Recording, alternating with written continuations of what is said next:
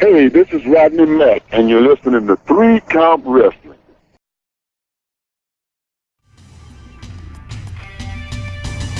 You're listening to Interactive Wrestling Radio, featuring the Interactive Interview, courtesy of WrestlingEpicenter.com.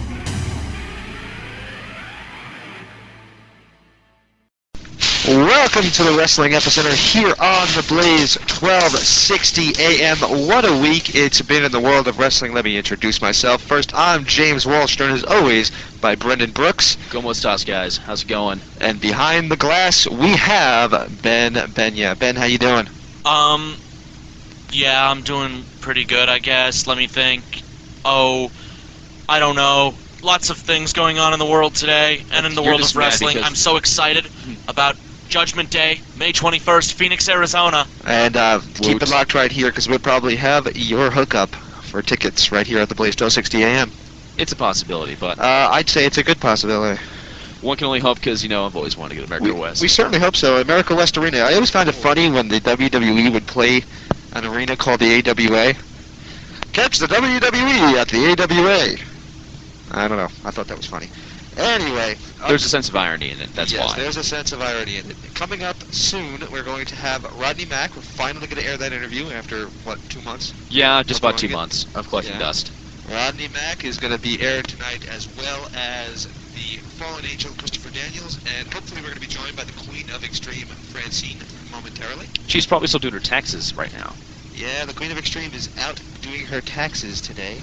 Or last Possibility, week, yeah. Actually, hopefully she'll join us. As last I'd heard, she was going to join us tonight. So when she calls us up and lets us know, we'll bring her to you right here on the Blaze 1260 AM. Can I say the Blaze 1260 AM one more time?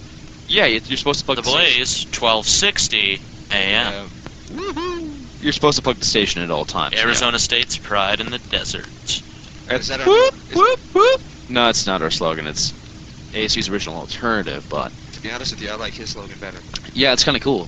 But take that, marketing. We have a marketing. All right, so... Jumping into the stories. Yes, jumping into the stories. Last week we had somewhat of a theme, and that theme was the absurdity of wrestling. It continues, Rob. Well, it does continue, but this week the theme, sort of, is the effect of the internet on wrestling. Yes, the internet in general, how kind of the whole message board click thing is kind of, I wouldn't say gone too far, but I would say more of the, in essence, how news kind of doesn't really travel very well. Ben, do we have a caller? We have Francine! Just as we started, right as James started speaking, Francine calls in. So you see how that happens? Never underestimate the Queen of Extreme. Francine, are you with us? I'm with you. How are you guys tonight? Excellent. Doing pretty good. You sound wonderful tonight. I'm in a good mood right now, yeah. Yeah, plus you're not clicking, which is good too. Oh, okay, yeah, I don't know what happened with that. That's weird. Well, I'm glad that it's not. So, all the taxes done? All the taxes are done. Good. April 15th is upon us, apparently. Yeah. Next month. I know. Yeah. I know. But, you know, but this year you can, you don't have to pay till April 17th. Oh, Is really? that true? Yeah, because April 15th falls, I believe, on a Saturday. Oh, sweet. Oh, okay. That's what my accountant told me anyway, so. Oh, okay. Well, I'll take his word for it, because I don't know anything about that. Yeah, we haven't made enough cash in our lives to really worry about paying taxes. I see. Certainly I have, but I just, I'm lucky because my father has the same name as me, so I just kind of combine them into one person's taxes, and if the government's listening, I'm getting in trouble. I owe, so I'm not too excited about it. Right. Well, it's a lucky thing that I have. So let me ask you this, Francine. Yes. You heard about the plan for tonight, and that is we're going to kind of do a theme, and that is the internet's effect on wrestling. Oh, I didn't hear about any plan. Well, fill me in. Well, basically last week I was so distraught with some of the things that I saw on wrestling that I decided to make a show about the absurdity of wrestling. Okay. So this week I've kind of going to go along with that. Marty Jannetty actually sent out a press release to me, and on that press release he was talking about how the internet reporters hardly ever get things right. In fact, you want to read that right off? Wow, this is from the WrestlingObserver.com. Dave Meltzer, am I assuming, is that correct? Dave Meltzer is correct. Yeah. Wow, this is something written by Mr. Walsh, as we see right No, here. actually, it's written by Marty Jannetty himself. Written by Marty Jannetty. Okay, it's written by Marty Jannetty, of course. Okay. I'm quoting Marty Jannetty, quote, "You guys have an easy, expletive deleted job. Report what you can't do yourselves, but wish you could. Now, with all legit craziness in the world of wrestling, it seems you'd rather stoop to writing and putting out info to your faithful readers that you have not researched and have no idea of its validity. But of course, reporting the truth isn't what you're about now, is it? And any opportunity to bash anything or anyone in wrestling is paramount to you. It doesn't really shock me that you have done this with me, as I've seen your garbage quite a bit over the years. Since it's not included me, I just shook my head in disgust and disbelief that you parasites exist at all. Take away this industry you love to bash at any opportunity, legit or not, and you would become a poor, sorry sap, street bums with no jobs." Ouch. I love that line. Yeah, with that being the truth, one would think that you should allow a bit more respect to what you pay for your trailer house rent and TV dinners. But then again, nothing surprises me about you fools. I just wonder, do you feel like an idiot? Whoa, kind of hard to read because printer kind of screwed up. But you feel like an idiot every time one of your ridiculous stories is proven false, or you're too busy working on your next BS story to worry about, period, how stupid you look, question mark, with little exclamation points at the end of it. Marty's pissed. Yes, Marty's pissed. Now, let me give you the backstory on that. Marty is having trouble with his probation officers because he has DUIs back from 2000. I'm not defending that action, whatever. You know, it's in the past. It's in his past. He's open to it. He admits it. Whatever is whatever. That said, he was supposed to be able to travel, and for some reason they put the axe to that, and that's the reason that he's having trouble with the WWE, even though behind the scenes the WWE's officials are trying to get his probation lifted so he can travel with them, because they do have plans for him and Shawn Michaels together. Okay, so now that I've bored everybody, of course Dave Meltzer goes on his website and starts posting this stuff that Marty's back on drugs and all things like that. Let me ask you, Francine, from somebody who's had some stories written about her in the past, what is your reaction when you read something that's just blatantly not true about yourself? Well, it's happened pretty recently, actually, but... could you fill us in? Well, you know, Dawn Marie did an interview, which I really don't want to get into. I mean, she did a torch talk and told blatant lies about me, so I just responded with something on my MySpace page. So if anybody's interested, they could just go read what I wrote. But, you know, freedom of speech is, you know, it's running. It's running everywhere, and anybody who has a computer can basically say whatever they want about anybody, you know. Well, it's freedom of speech. I mean, I don't like it, but there's nothing you could do about it. I mean, when people praise you, hey, that's all good and everything, but then as soon as somebody bashes you, you know, it's wrong and this and that and the other thing. I think journalists have to make a living just like everybody else, but you know, I don't really. It's one thing to say, oh, you know, Francine sucks as a performer, right? Because that's your opinion. Well, I'm not saying right that I agree with it. I'm saying right. No, right. But what I'm trying to say is, you know, when they start to like spread blatant lies that they have, you know, no idea what they're talking about, that's when it really starts to irritate me. Right. So opinions are one thing, but you know, when people, you know, start to cross the line, that's when it really bothers me. So I don't know if Marty is mad at somebody for, you know, going into his personal life or giving an opinion on the type of person he is. I don't know what the deal was, you know, specifically with him, but all I know is, you know, it's one thing to say that somebody's not a good performer because that is an opinion, but there's certain things that people have no right to speak on. And I have had, in the past, I have had people say that I was anorexic. Never in my life have I been anorexic. You know, I've had wrestling reporters go on record saying, yes, she's anorexic, she's this, she's that. First of all, they've never met me. They don't know who I am. How can you judge somebody like that? Right. And that's what bothers me about certain reporters.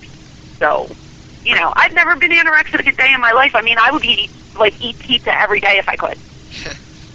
You know what I mean? But, you know, because somebody's appearance is thin or whatever, they think they have the right to say you're this, that, and the other thing, and that bothers me. So, you know, so getting back to your question, I mean, you know, sometimes I do think that internet reporters cross the line. It depends on what they're speaking of. Now, Francine, I'm probably going to draw some criticism for this one, but you said the magic word at the beginning of what you said, where you posted your retort. Yes. How will fans, including myself, find your MySpace page? Oh, you can just go to www.foreverfrancine.com and it redirects you right to MySpace. Oh, all right, awesome. That's cool. Yeah. Is that what it does now? It goes straight to MySpace? Yeah, it goes straight to MySpace because, with having the website, the pay site, I just was putting all my time and energy into that. So I just went on and said, let's get rid of the free site, let's concentrate on the pay site, and we'll do a MySpace page on this one.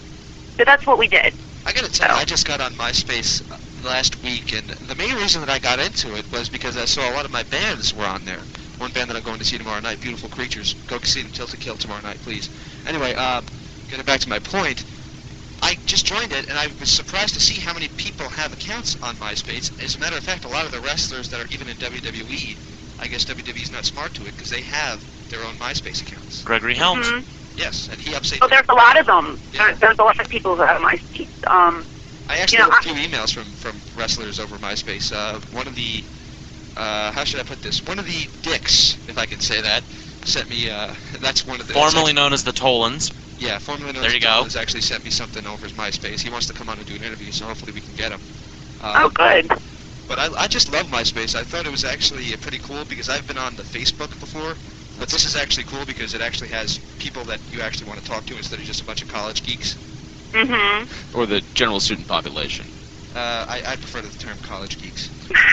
See, I don't answer, my web girl handles my MySpace page for me, because if I were to answer those emails on there, it would also take away from the pay site, just like why I don't do your discussion board. Right. It's kind of the same premise, but we did the MySpace page just because it goes out to, I think, 64 million people have access to finding your page on there, as opposed to your website, which is a limited amount of people. Some people on MySpace can cross your page by accident, and that it just reaches out to more people. So that's why we went with MySpace.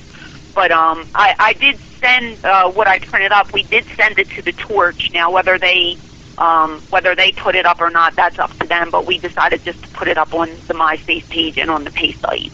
Well, I'll have to go check that out, and if you want me to put it up, I will. I don't mind if you don't mind. Oh yeah, it doesn't matter. It's it's like I said before. We're not the best of friends. I know that. I've known that's that not that's not a secret now. It all stems back to later. Yeah. Are you still with us, Francine? Oh, I think we lost Francine. Hopefully she'll call right back, but that's actually a good timing on her part, because we will be right back in just a few moments with more from the Wrestling Epicenter here on the Blaze, 1260 a.m. For a wonderful time, Wednesday nights, 8 to 8. I'm on my way, I'm making it. Wow. I love this song, as a matter of fact. It kind of brings me back to Sledgehammer. Peter Gabriel is awesome. Peter Gabriel is. I want to be Sledgehammer. Oh, great. And You've got Francine back. Oh, hey, Francine. Somebody was clicking in on my line, and I didn't answer it, and then my phone just went dead. Ouch. I don't know what happened, but anywho, I'm back. Sweet. Welcome back, Francine. Actually, it was good timing because we had to take a break anyway. Oh, okay. I can tell you what happened here at the station, Francine. Here's the technical aspect of what happened. I was sitting in my booth, not touching anything for once, and Ew. not like that. terrible person. Okay. I was sitting in my booth, and the light went from green to red, and that pretty much means we've lost the caller. In production, Right. that usually means doom. That's not a great thing, but we got you back, so Yeah. we're gonna forget. Oh, I'll always call you guys back. That's no problem. All right. Well, thank you so much for joining us. The next question I have for you is, I've been kind of doing some of the secondary interviews for our, well, I don't want to call them secondary interviews, but interviews for our sister shows, which is 3 Count Wrestling. And we actually interviewed Angel Orsini.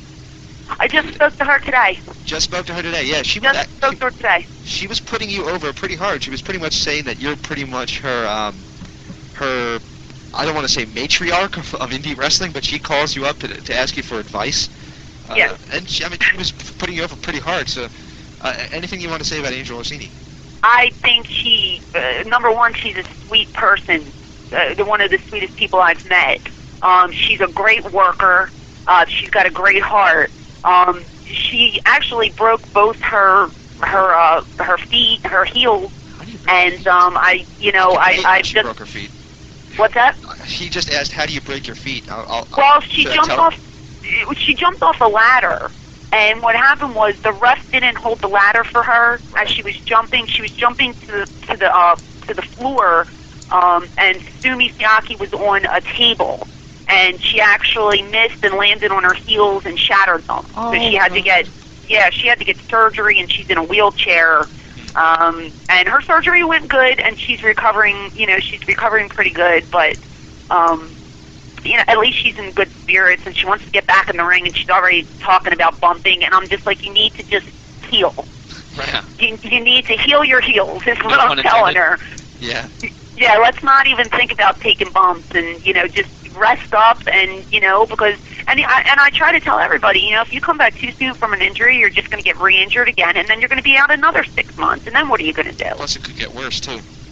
Exactly. So, but anyway, I love her. She's one of my best friends, and she is tough as nails too. She's a sweetheart. She's a great worker. Like I said, she is tough. I mean, she could go toe to toe with anyone and kick their ass. So, I just want to wish her a speedy recovery, and I hope she gets back in the ring soon.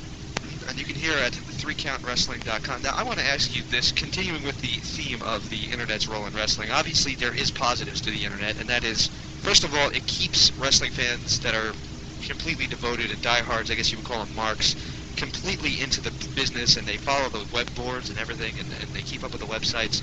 So in that regard, it's really good. Plus, it's actually really good to you as well.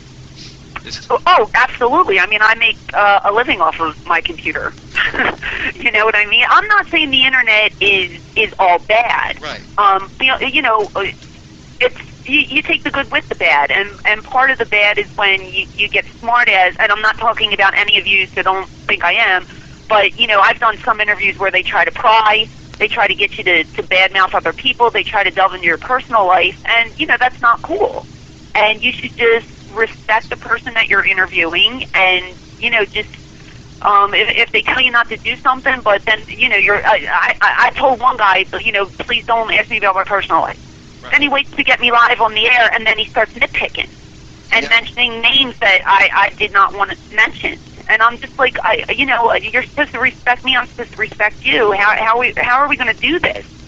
So I just feel that sometimes people cross the line, but usually you can conduct a great interview, and you don't have to get raunchy, and you don't have to, ask questions that are inappropriate. So about 6 months ago, we kept begging you to get us Daphne, and it wasn't necessarily that we wanted Daphne on the show that badly. It's that we heard her do an interview with another show. Right. I'm not trying to insult that other show by any means, but they were so disrespectful, and instead of treating her like a talent that's had a pretty good career, I mean, she made it to WCW. That's something pretty impressive, really.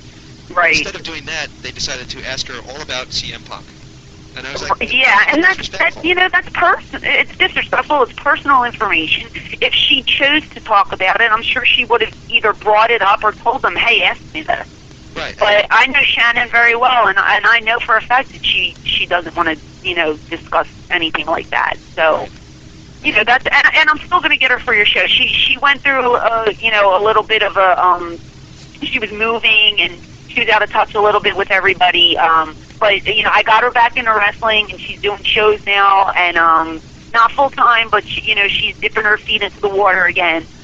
So I will have her on the show for us. Well, thank you so much. I do appreciate that. Yeah. But still on Shannon, another thing that they were doing was they would ask her questions about people, and then whenever she mentioned your name, they called her a name dropper.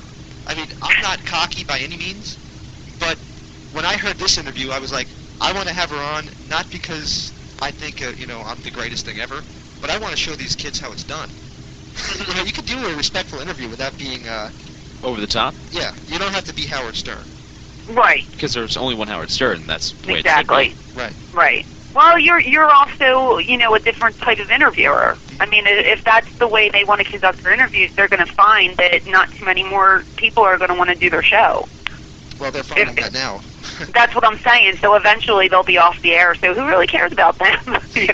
You just keep doing what you're doing, and you'll get the, you'll get the stars on your show. All right, and before they start emailing me and telling me that I'm bad-mouthing them, I'm not bad-mouthing you. I just don't agree with that one interview you did. See, I didn't hear. I don't know what it is. Who you're referring to. I didn't hear the interview, but all I'm saying is anybody who takes that route is eventually going to crash and burn. Well, you'll be happy to know that they keep begging me to give for me to give them your number, and I keep denying them that request. So. Well, I ask you not to give my number to anyone. So I appreciate it, except for Matthew McConaughey, because if you know him, you can give him my number. But anywho. That reminds me. Did you see the Oscars this Sunday? I saw the last hour. Was it as boring as 3-6 Mafia? What was that about? Yes, 3. Yes. That was Mafia. crazy. That was crazy. That made it worth watching for me. Not that I'm a fan of them, because I don't even think the song's very good. I thought the song was horrible. But look at it this way: the Oscars are so stuffy, right? And when those guys came out, all I did was hysterical laugh. It was a great moment at the Academy Awards. You can't say it wasn't. Did you manage to catch when they actually won the award? How, unlike a prepared acceptance speech, you're up there, oh my God, we won! It was great! Yes, we ruled! It wasn't. It was so great! These people, we're the best. Jon Stewart was even making fun of it, as subtle as he was trying to be. You still caught it if you were an intelligent person, you know? It was very funny. He was trying to make the show like somewhat entertaining, because the whole concept of all these films these years were like really, really serious and whatnot. So you get some lifeline into it. Right. See, I saw the movie Crash. That's the only movie that I actually saw that won. Yeah. And I didn't really like it. I didn't like it either, to be honest with you. I just thought it was pointless and it went nowhere. So boring. Yeah, I mean, it was cool the way everything kind of came back to each other, like everything, circled and met, but, to win the Academy Award, I wasn't really into it, so. Well, I think that they did that more because everybody was expecting Brokeback Mountain to Brokeback Mountain, right. Which I still want to see that, too, but. It's a very sad movie, let's put it that way. I have no desire to see that movie. I'm sorry. I do. I want to, it's a love story. It's a very, very sad movie in general to kind of watch, and you're like, man. Aww. It's a real downer movie, I think. That's me. Is it really? Yeah. See, It should have been up for best song, Oh, yeah. What song do they have on there? Save a Horse, Ride a Cowboy. Oh my God, that's awesome. That's the song that Drew Lachey danced to on the Dancing with the Stars. Boy, didn't he look wonderful, too. It was the best performance of the year. I loved it. Oh. Stacey came so I'm close. I'm sorry. I agree with Kenny Don't Bain. get me wrong. Stacey's wonderful, but that performance was the best performance I've ever seen on that show. It was awesome.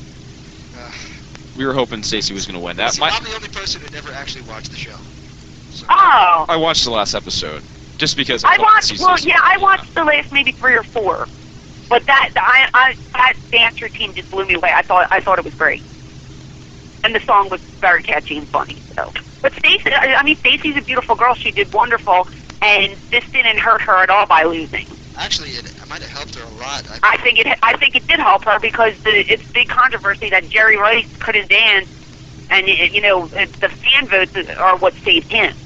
I don't know that she might take the road The Rock did. And God bless her, man. I hope she becomes a huge star. Yeah, I've heard many people say that when her contract's up sometime this year, she's not going to resign, and Hollywood already has interest in her. So. Well, you know what? You have to do what your heart tells you to do, and I think Stacey. I don't think she wanted to be a wrestler forever. I don't think wrestling was her full-time gig in her heart. You know what I mean? I only met her the one time, and I remember when I did meet her, and she told me she just wanted to dance.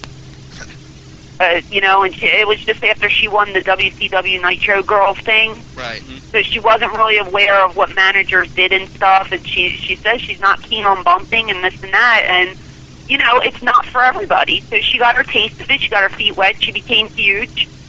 She's a beautiful girl, and now she's going to move on, and there's really nothing wrong with that. No, of course because not. It's like getting a raise at work. Everybody wants to better themselves. Right, and it's like everybody, and I got to go in a quick short rant here. Everybody and their brother that's on the internet decided to go and bash The Rock for going out to movies. Yeah, okay. Why? Why? You can make $20 million a film and work half once a year? every 3 months, or you can make a quarter of that if you're lucky and get your butt kicked every single night and end up getting injured. I'd rather take the first one. It's all about advancement, you know. If you're satisfied, I've always been satisfied with what I'm doing. You know, I never had aspirations to be an actress or you know, be this huge star. All I wanted to do was leave my mark on wrestling. Anytime somebody would leave to either go to Vince or, you know, to go to WCW, you got the "you sold out" chant. And I could never understand that because it's not selling out.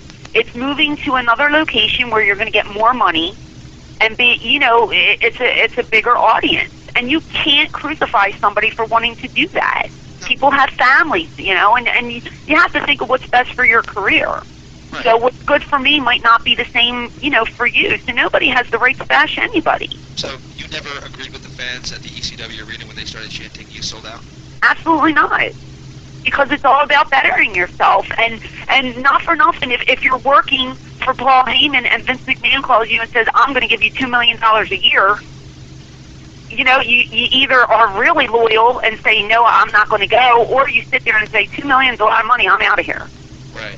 Because basically it's all about your paycheck. Of course it's about entertaining, we all know that, but you know, people have families to feed, and you have to think about your at-home life before anything else. So no, I never ever criticized anybody for leaving the company. I was sad when people left because, you know, we're like a family, but, you know, God bless you, go make your money, because this business, tomorrow you might not be working. All right, last question I have for you. Does that Sure. does that also go with Mike Awesome? You know, Mike, Because I heard Mike's did some sort of shoot interview, and he said that they didn't let him in the locker room that night because they were afraid that he was going to kill him and all that crazy he didn't come in the locker room that night. See, Mike's story is a little different. Personally, I just saw Mike a couple months ago. Right. And, you know, he explained his side because I never really knew what was going on. We were all at a point where we weren't getting paid. We were promised things, this and that. He did what was best for his family. But I think there could have been a way that it could have been done since he had the belt. Right. You know, I think he could have went about it a different way. But he did what he thought was the best decision for him. Right, and I don't fault him for it. To a degree, I don't fault him for it. And I will say this about Mike Awesome, having interviewed him, and I don't know him personally or anything, but from the man that I interviewed, not what you'd expect from seeing him in the ring. He's a really nice guy. He's super nice guy, super sweet, super family man. You know, kids, his wife. I mean, we all went out when I was down in Florida the last time, and just had a really good time. And it's been a while since I saw him, you know, so it was nice to see him again and hang out. And he's a great guy. And, you know, the way he did it, not too keen on it, but he had to do what was best for him and his family. Well, closing up on this internet debate or internet discussion, would you mind giving us a plug for your website? Absolutely not. It's www.missyhyattandfrancinetv.com. And I just want to tell you while I have you on the phone, I'm leaving for Florida Friday, so I will not be available next week. Well, that's good because neither will we. We won't be either. Oh, you're not on? Spring break. We're off next week. Yep, spring Wonderful. Well, that works out wonderful then. Sweet. So I can give you a call in 2 weeks, and we'll continue from there. You gonna be taking some pictures down there? I'm actually going to Disney. Oh, sweet. Really? Yeah. Way to go, Francine. You're the greatest. What's that? You're the greatest. I'm going to Disneyland for spring break. So you're going to the world. I'm going to Disney. You're going to California? Yeah, have a wonderful time. You too. But don't go on the giant Ferris wheel in California Adventures. Oh, yeah, I made that mistake a bunch of times. I'm telling you, you'll poop your pants. It's the scariest ride ever. It is. It's terrifying. Is it that bad? Yes, it is. Did you watch my video of that on the site? No. Go watch it, because oh my God, the whole page rocks, and you feel like you're going to tip over, and you're like 5,000 feet up in the air, and your cage is just swaying. I was freezing, then I was sweating, then I was freezing, then I was sweating. I mean, it was the worst ride and worst experience of my life. So don't poop your pants. But if you go to Epcot Center, do not go on that ride. What is it called when you fall? It's supposed to fall 13 stories. That's MGM. That's MGM, and that's the Tower of Terror. Dude, I went on that. Tower of Terror I rules. was so awesome. disappointed in that one. This is worse than the Tower. This is the scariest thing I've ever done. And I thought the teacups were scary because it made me throw up. This thing will kill you. I'm telling you. Height, you're swaying, it's freezing. Oh my God! Go watch my video on the site because it's hysterical. All right. Well, once again, Francine, we can't thank you in 2 weeks. Okay. All right, guys. Take care. Thank you. Bye. All right, Bye. Extreme Francine, right here on the Wrestling Epicenter on the Blaze 1260 AM. When we return, we're going to be joined by another superstar. We're going to be listening to the Fallen Angel, Christopher Daniels. Hey everybody, this is the original diva of the WWE, Sunny. Well, if you want to know me by my real name, Tammy Lynn Fitch, and you are in the Wrestling Epicenter. I would like to inform all parties you're in listen only at this time. Later there will be a chance for questions and I will give you instructions at that time. Mr. Barton, sir, I'll turn the call over to you. Thank you for using the conferencing service. Thanks so much. I want to thank everybody for being here today. Before we get to our featured guest, just some items to run through. This Sunday, TNA Wrestling presents Destination X pay-per-view. That is Sunday, March 12th, 8 p.m. Eastern Time. Reviewing the ratings for Impact, the March 4th Saturday night show did a .7 household rating with a .8 in males 18 to 49, a .9 in males 18 to 34, and averaged an audience of 894,000 viewers. Through 20 Saturday original airings, Impact is averaging a .8 household rating with a .8 in men 18 to 49 and a .8 in men 18 to 34 with an average audience of 949,000 viewers. Versus WWE Velocity a year ago, TNA is up 54% in households, up 97% in men 18 to 49, and up 153% in men 18 to 34. We'll get started today. Our guest today is the Fallen Angel, Christopher Daniels. We've got an hour today. I would like to ask anybody with a radio station who would request liners to wait until the end of the call to get those, so we can get everybody in today. So let me get the operator, and we'll start to open up to questions.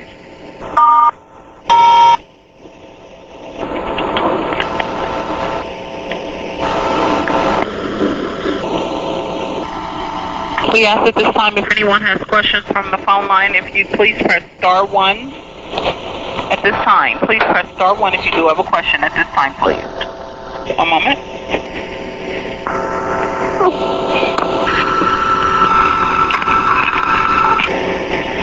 Mr. Larry Sanka with 411mania.com, please go ahead. Yeah, hi Chris. I'd like to thank you today. This is Larry Zonka from 411 Mania. How you doing? Good, how are you? I'm great. First question is, for the bulk of the last year, you've been battling on and off with AJ and Joe, and you guys have had a really excellent match, in my opinion. Apart from those two guys, who on the roster do you think you could attain the same level of in-ring excellence with after you're done with these guys? Well, I think, first of all, the X Division has got so many guys that are ready to step up and get into that, I guess, that level, at the same level that AJ and I and Joe are on. The first guy that comes to mind is Chris Sabin, but certainly guys like Alex Shelley are ready to come up, guys like Jay Lethal. Matter of the opportunity.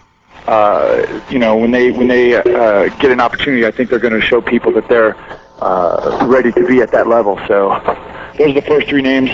But I mean, Sanjay Dutt, Austin Aries, and Roderick Strong. All these guys are immense talents. And I think once the opportunity comes, they're going to show people that they deserve their time in the spotlight. Great. When all's said and done with your TNA run, what are you going to be the most proud of? Well, I think being there from the beginning and helping TNA kind of come from where they were in 2002 to where they are now, and hopefully the fact that we're still growing, we're going on primetime soon, just being a part of that, overall, just being a part of the roster and being part of a crew that kind of came from obscurity and turned into, the little engine that could almost, Yeah, great. We always hear stories about how the road can be really difficult on your family life, and I'm a father myself, and I just wanted to ask, how hard is it juggling your family life with your career right now? Well, it's difficult. I mean, I'm lucky in the sense that I get a chance to stay home 2 or 3 days a week, and when I do that, it gives my wife a chance to kind of decompress. I get to spend time with my daughter and my son. But yeah, sometimes it can, especially when you get a number of bookings in a row, or you get a chance to go overseas, and those tours usually take a little while. It can be difficult sometimes, but like I said, right now I'm kind of at a good balance between home life and on the road. So. Okay. Do you have any foreign dream opponents, I guess you could call, that could be made possible by TNA's seemingly relationship with New Japan Pro Wrestling? Could you say that one again? I said, do you have any foreign dream opponents, I guess I would call it, that could be made possible by TNA working with New Japan recently? Well, I don't know. I've had an opportunity to work with New Japan already. So a lot of the guys that are on the junior heavyweight division in New Japan I've already worked with, guys like Jushin Liger and Koji Kanemoto. But I mean, if I had an opportunity to work with like Shinsuke Nakamura or Hiroshi Tanahashi, that would be great. So I mean, it just depends on how deep the talent exchange is going to go with New Japan and TNA. I hope to get a chance to wrestle everybody. I'd love to see Yuji Nagata come to TNA. I've always had, I wish that I had an opportunity to wrestle with him when I was in New Japan. But maybe with the relationship, we'll get a chance to see him in the States for the first time in a long time, and then hopefully that'll be something that happens. All right, just a quick last one. Along those lines, do you think there's any talk of bringing Curryman into TNA? Never say never, man. There's actually a couple of guys in the office that are big Curryman fans, and so it's been discussed. Let's just say that. I won't say how far it's been discussed, but let's just say it's been talked about. Great. Thank you once again, man. Stay safe and good luck this Sunday. Thanks very much. The next question is from John Wallman with Slam Wrestling. Please go ahead. Hi, Chris. A couple quick questions for you. First of all, I want can you talk a little bit about your match this Sunday and what is your anticipation for it? Well, Ultimate X is kind of difficult. I mean, it's such a different match in terms of there's really nothing that you do in a wrestling ring that'll prepare you for hanging from cables like that. So, I mean, it's a difficult match to prepare for, but I've done it before. I've had success in it before, so it's just a matter of getting a good strategy and knowing the people that you're wrestling against. I think the big X factor is going to be whether or not Joe can compete in that match at all. Mm-hmm. And I guess we're all going to find out at the same time whether he can or not. So. Now, you've been around the Indies a long time and through Japan. Did you have a lot of gimmick matches in those during those times, or has TNA really been the first exposure for you for things like the X and the steel cage matches? Well, definitely the Ultimate X. I mean, I've never been in anything like that until TNA. I had one cage match before I came to TNA, but I mean, now that I've been at TNA, obviously I've had a lot more cage matches, and definitely, especially the stuff with AMW. Those are the ones that stand out. So, I mean, I never had anything before TNA that was as physically taxing as those matches. Mm-hmm. Now, you've sort of run the whole gamut, being across the pond for New Japan, having a brief stint in WCW, a couple matches here and there with the WWF. Obviously, this is a more stable time for you. What has it meant to you to be part of TNA for this long and to be such a featured performer? Well, definitely, like you said, it's been a period of stability in my life. I mean, as fun as the independent scene has been, there was always that question of where your next match is going to come from. I mean, I was very lucky to stay busy for the years before I got to TNA. Mm-hmm. But I mean, now that I'm with TNA, I mean, there certainly is like a stability to it. I mean, knowing that you're part of a company that's going to be around for a while, and a company that, in my case, has really put a lot of time and effort into my work and my character. Mm-hmm. So I mean, it's very, to me, it's been very rewarding to be a part of it, and I'm just happy to be a part of it all. Mm-hmm. Now, you're one of the guys who came up sort of from Ring of Honor with guys like you and AJ, Samoa Joe, more recently Roderick Strong and Austin Aries. Who do you, in Ring of Honor do you see now as being the next guy to sort of come up to TNA? Well, I think there's plenty of guys. I mean, the talent roster in Ring of Honor is very strong. Personal preference, I'd love to see Bryan Danielson come. I'd love to see Colt Cabana come. Those are two names off the top of my head that haven't had an opportunity in TNA yet. But those two guys certainly could come and perform and entertain and definitely be strong parts of TNA. You know, as far as that, guys like Ricky Reyes, hopefully in the future will get an opportunity. Kind of caught me on the spot there. Yeah, but I mean, those three guys, like off the top of my head, those guys would be great additions to TNA's roster. And this is my last question. We've seen with TNA, you know, they've sort of been favoring some of the smaller guys, if you want to put it like that. It's probably an unfair term, but guys like Christian Cage, Jarrett, guys who are, you know, not the proverbial big hulking guys that they used to dominate in the NWA and the old WWF. Do you see that as an opportunity for you to step up and be in the NWA title hunt? You mean guys like myself? Is that what you mean? Or? Yeah, like for yourself. Like, can you see yourself going from the exhibition up to to challenging for the major title? I think it's possible. I certainly feel like if I were given an opportunity to wrestle against the heavyweights, I would certainly perform well against them. I mean, it's just a matter of I guess getting the opportunity, really. I mean, I'm not unhappy in the X division at all, and I certainly enjoy wrestling guys like Samoa Joe and AJ Styles. But at the same time, if I get the opportunity to go for the heavyweight title, I certainly wouldn't turn it down. Thank you very much, Chris. Thank you. The next question is from Brian Stoll. Please go ahead, sir. Hey, Chris, it's Brian Stoll with the Stringhold in St. Louis. How you doing? Good, man. How are you? Doing excellent. Looking forward to this Sunday. You touched on a little bit earlier. Everybody's wondering if the cables are going to be able to hold Joe and what sort of limitations that is going to weigh into the match. How do you guys prepare differently for this bout? Because you are so familiar with the opponent as they are with you, but what makes it different with the cables and not knowing physically what you guys may be able or may not be able to pull off this Sunday?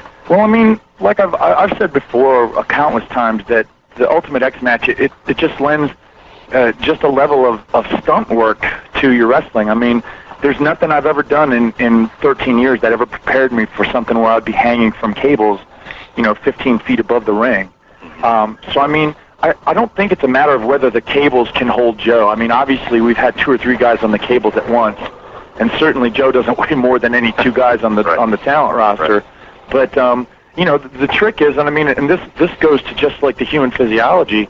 I mean, the wrists and your hands, they're such small muscles. Is it strong enough to hold 280 pounds hanging from a cable?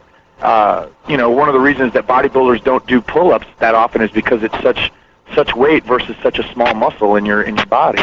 So I mean, it's just a matter of can Joe, basically hold 280 pounds in his grip, and then and not just hold it and hang there, but actually move and swing and do the things that other guys in Ultimate X have done. But yeah, I mean, it's just that level of stonework. It's just that level of, I guess it's like that X factor. You don't know what you'll be able to do once you get in there. I mean, as taxing as wrestling those guys is in and of itself, you add the fact that you're hanging from these cables so high above the ring, and like the ability to go across the cables 2 minutes in versus 20 minutes in, then there's the fatigue factor that you have to factor in. So, I mean, there's just so many different things that you got to think about, and so many different things that are going to affect your performance in a match like that. And, like I said, we're all going to find out at the same time whether Joe can produce in a match like that. Yeah, that being said, what do you take out of, I guess, some of the Iron Man matches that you've had more recently, or even going back to the Steel Cage match series against AMW? We know Elix had that tightrope up his sleeve, and he pulled that out, and that freaked everybody out. Are you guys planning something like that for this Sunday? You got something up the sleeve that you'd like to break out if the opportunity arises? Well, I think we're trying to.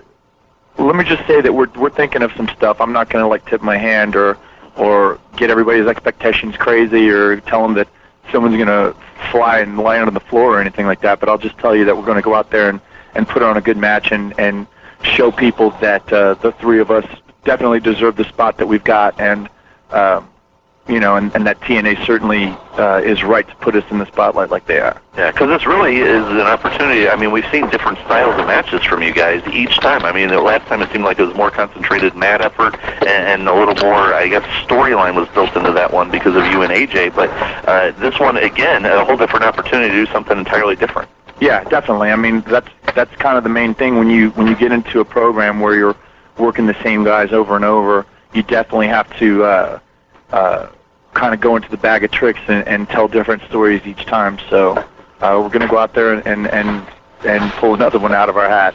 Last month when Joe held this conference call, he mentioned that down the line he definitely was going to be crossing paths with Jeff Jarrett, and it was going to be interesting, and he was looking forward to it. How important, if at all, is it for an X Division wrestler to end the undefeated streak for Joe? Well, I think what's going to happen is the man that finally ends Joe's streak is definitely going to have a feather in the cap that no one else is going to be able to touch. And so, I'm gunning for that, I guess, honor as much as anybody else. I'm not sure if it's as important if it's an X Division wrestler or not, but definitely if it was an X Division wrestler, it's certainly going to be a feather in his cap. And I think if it's depending on who it is, I think it's going to bring that person up a level. Gotcha. And final question for you. Just curious, how are the relationships different? What is it like for you now being one of the cornerstones, one of the staples of TNA when an established guy comes in like a Christian Cage or when Rhino came back in or some of the other names that have arrived recently? When you've met them before in the past, like you were one of the conquistadors, so you had that relationship with Christian years ago. What is it like different now, I guess, maybe being more on a peer level, or do you feel it different in the relationship? Not so much. I think the difference is now being able to work with these guys on a regular basis rather than just seeing them every once in a while. Obviously, that sense of camaraderie is going to be stronger than it would be just, popping in every 3 months or 4 months, however often I was doing it back when I was doing television for WWF. Just the sense of being part of the same team. I mean, that definitely is a positive in my book. I mean, I've respected those guys for so long, and finally being on the same side, as it were, or being part of the same team and being part of a group that's making an effort to make something really good in terms of TNA. I mean, that means a lot to me, and I'm sure it means a lot to them as well. As always, appreciate the time. Good luck on Sunday. We'll be watching. Thanks very much. Thanks. Okay, the next question comes from Chad Eiler. Go ahead, please. Hi, Chris. How you doing? Good, man. How's everything? Oh, it's going great. Listen, with only three of you in this Ultimate X, is there a bit of a different dynamic than when you have the fourth participant, or is it pretty much still the same kind of mindset when you're going into this? It's kind of the same. I mean, it's not. I mean, it's just a matter of the numbers. Like the first one that I was in was one of the few times that they had 4 guys in the match, and it's just an extra person to be aware of when you're working the match. I think that the concept of Ultimate X originally was just to have the 3 guys in, and battling all at the same time. But I don't think it's that completely different. It's just a matter of everybody's going to get that opportunity to kind of shine and do their stuff and get an opportunity to perform. So. On the website today, they were having to have a poll about the most anticipated match. And this morning, you guys were running away with 68%. Does a main event position like that on a pay-per-view, how much does that mean to you personally, being in the business so long and this really being the focal point of the show? Well, I feel like it's kind of like reaping the benefits of hard work. I mean, I've had the opportunity to main event a TNA pay-per-view twice now, and both times we've come away with something really special, the first time being the cage match and the second time being the first 3-way. And I just feel like when they give me this opportunity and we kind of hit a home run like that, it just proves that TNA's got the right mindset to put guys like myself, guys like Joe, guys like AJ in that main event slot. And I mean, it also kind of goes kind of against what the WWE's thought process is, in the sense that it's very rare that you'll ever see their cruiserweights be given an opportunity to headline in that respect. So I mean, it goes to show that we certainly can perform and certainly can produce when we're put in that position. Absolutely. Do you think that that you guys are going to hopefully have some kind of influence on the WWE at some point, and that maybe the smaller guys, the non-monsters? I don't know. I don't know if we will or not. I mean, obviously they're paying attention to what we're doing, and they're definitely aware of us now. I mean, they can say that they're not, but I mean, actions say otherwise. So I don't know though. They've had that same mindset of guys under a certain weight not being able to perform or not given the opportunity or whatever their thought process is. And I mean, there's a few exceptions to that rule. Like they've always been behind Rey Mysterio in a sense. Right. But even so, I mean, depending on whether they give him an opportunity to be world champion or whatever, I mean, I don't know if they ever will or not, and if his size is a factor in that, that's a question that they would have to answer. But I certainly feel like if there's any question as to whether cruiserweights or X Division guys or whatever you want to say, if there's any question to whether they can perform when they're given a main event slot, all you have to do is look at the stuff that we've done, and I think that proves the answer is affirmative. Chris, one last question.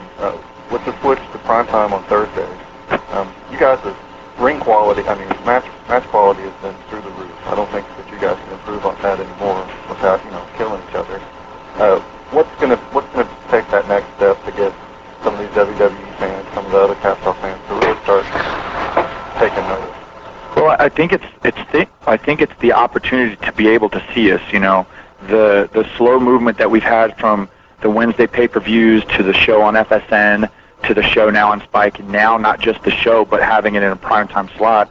Every time we've just been able to open our doors and kind of widen that spotlight a little bit more and a little bit more. So I think it's just a matter of getting fans aware of us.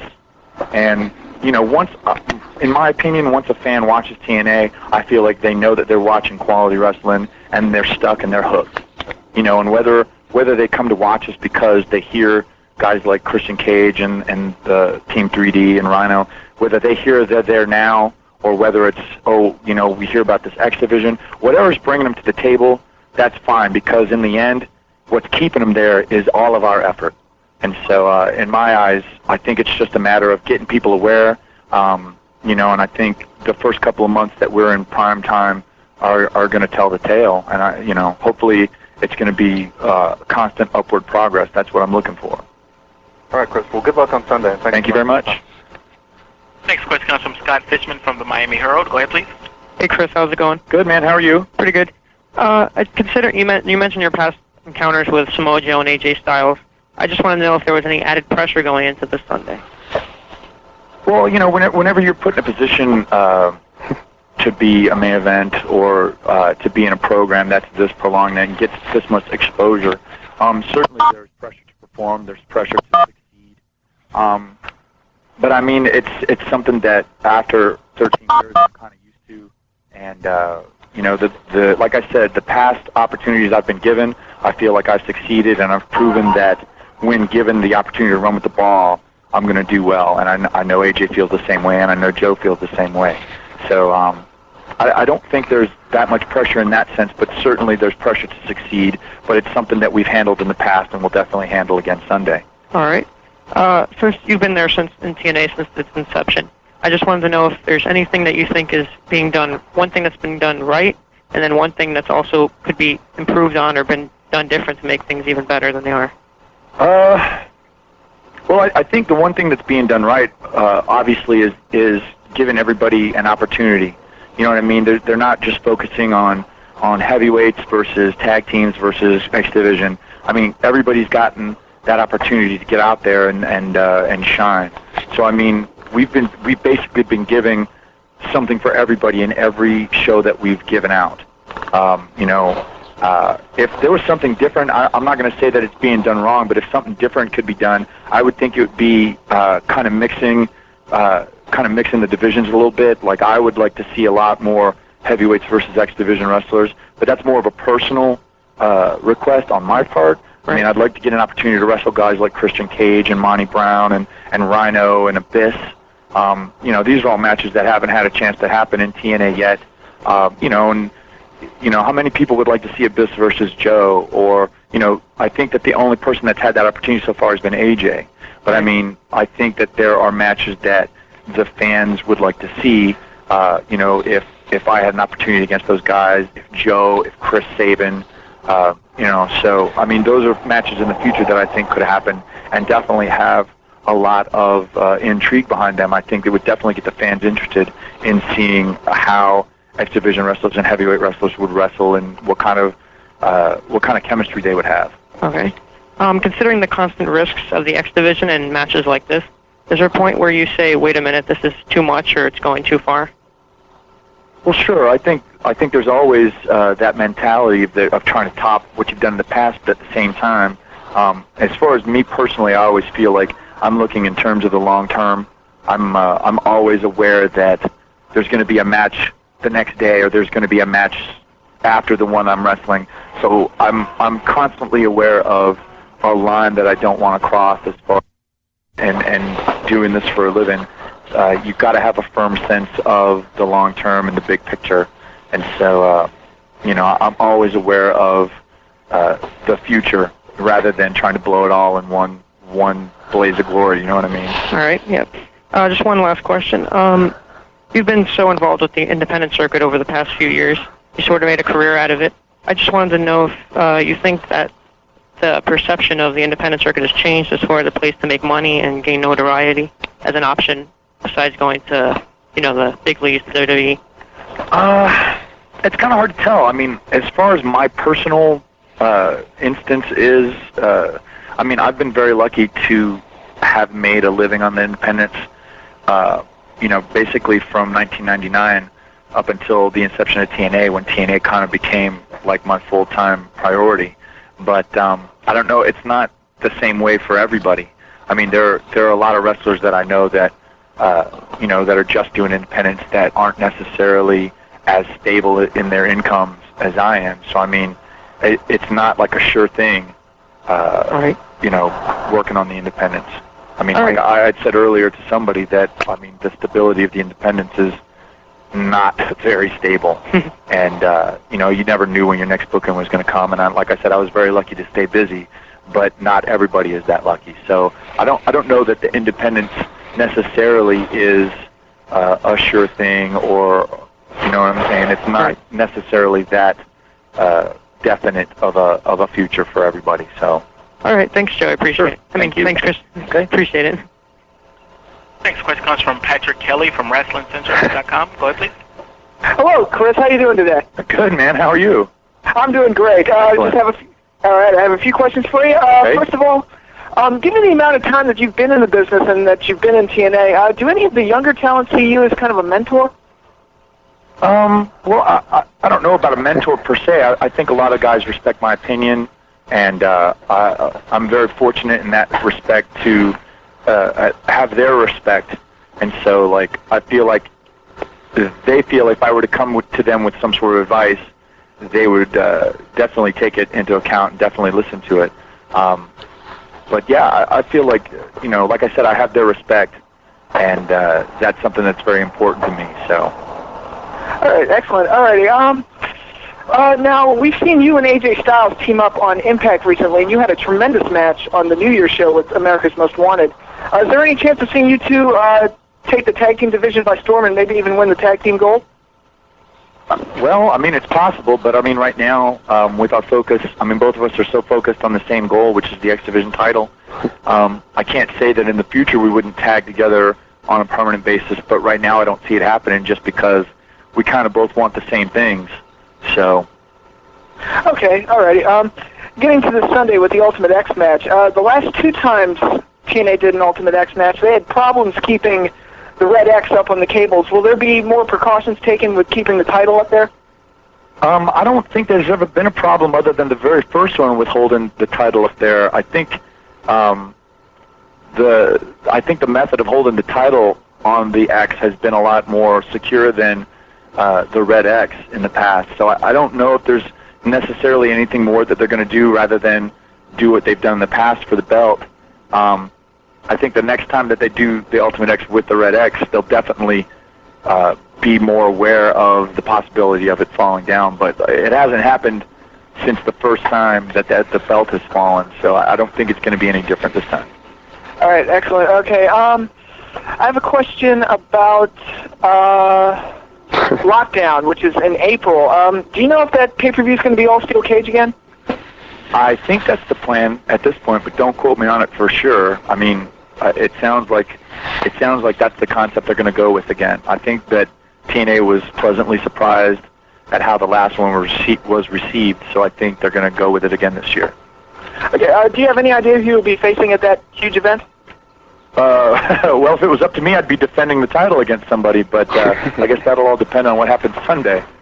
All right, excellent. Okay, also, with working an all-steel cage pay-per-view, what kind of mindset do you go into knowing that every other wrestler on the roster is going to be wrestling a steel cage match on the same show?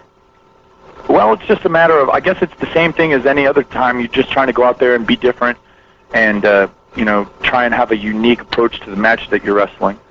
So, it makes it a little harder when everybody's got the same, the same playground that you have to go out there and do unique stuff. But, I mean, that's the challenge of being a professional wrestler is going out there and telling a different story than the match before you or the match after you. Okay, one last question. One of the reasons that I feel you've been extremely successful in TNA is that you have an excellent character that helps you stand out among the other X Division superstars. How important do you think your character is to your success? Well, I think it's definitely something that's helped me. I mean, I was lucky enough to get an opportunity to show that part of my character in the last year. I've had a lot more time behind a microphone. I've had an opportunity to do commentary, which has given me the opportunity to kind of put a character out there.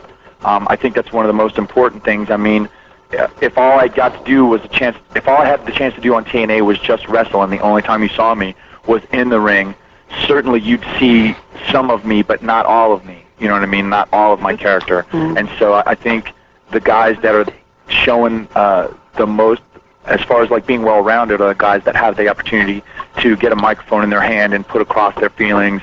And I've been lucky, like I said, I've been very lucky to have the opportunity to be able to cut promos and to be able to do commentary and get my feelings across and get my character across. So I think it's very important.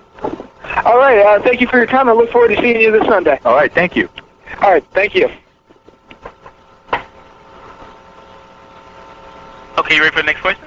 Sure. Okay, one additional question comes from James Walsh from Wrestling Epicenter. Okay. Hi, Chris. How you doing? Good, man. How are you? Doing real well. I interviewed you about 3 years back, so it's good to be back on the phone with you. Thanks. All right. First question I have for you is, since that 3 years ago, TNA's seen a lot of ups and downs, and about a year ago was about as low as I think most of us thought it would ever go. Did you ever think, seeing how low the company went, becoming basically an internet company, did you ever think that you'd be in the position where you are now, where you're ready to take over primetime TV? Well, I don't think any of us ever thought the company was as low as you make it sound. I'm not trying to put it down by any means. No, I understand what you're saying. I mean, I was kind of worried, but I wasn't so distressed that I thought that the end was near, ever. I always knew that at some point we were going to get another television deal.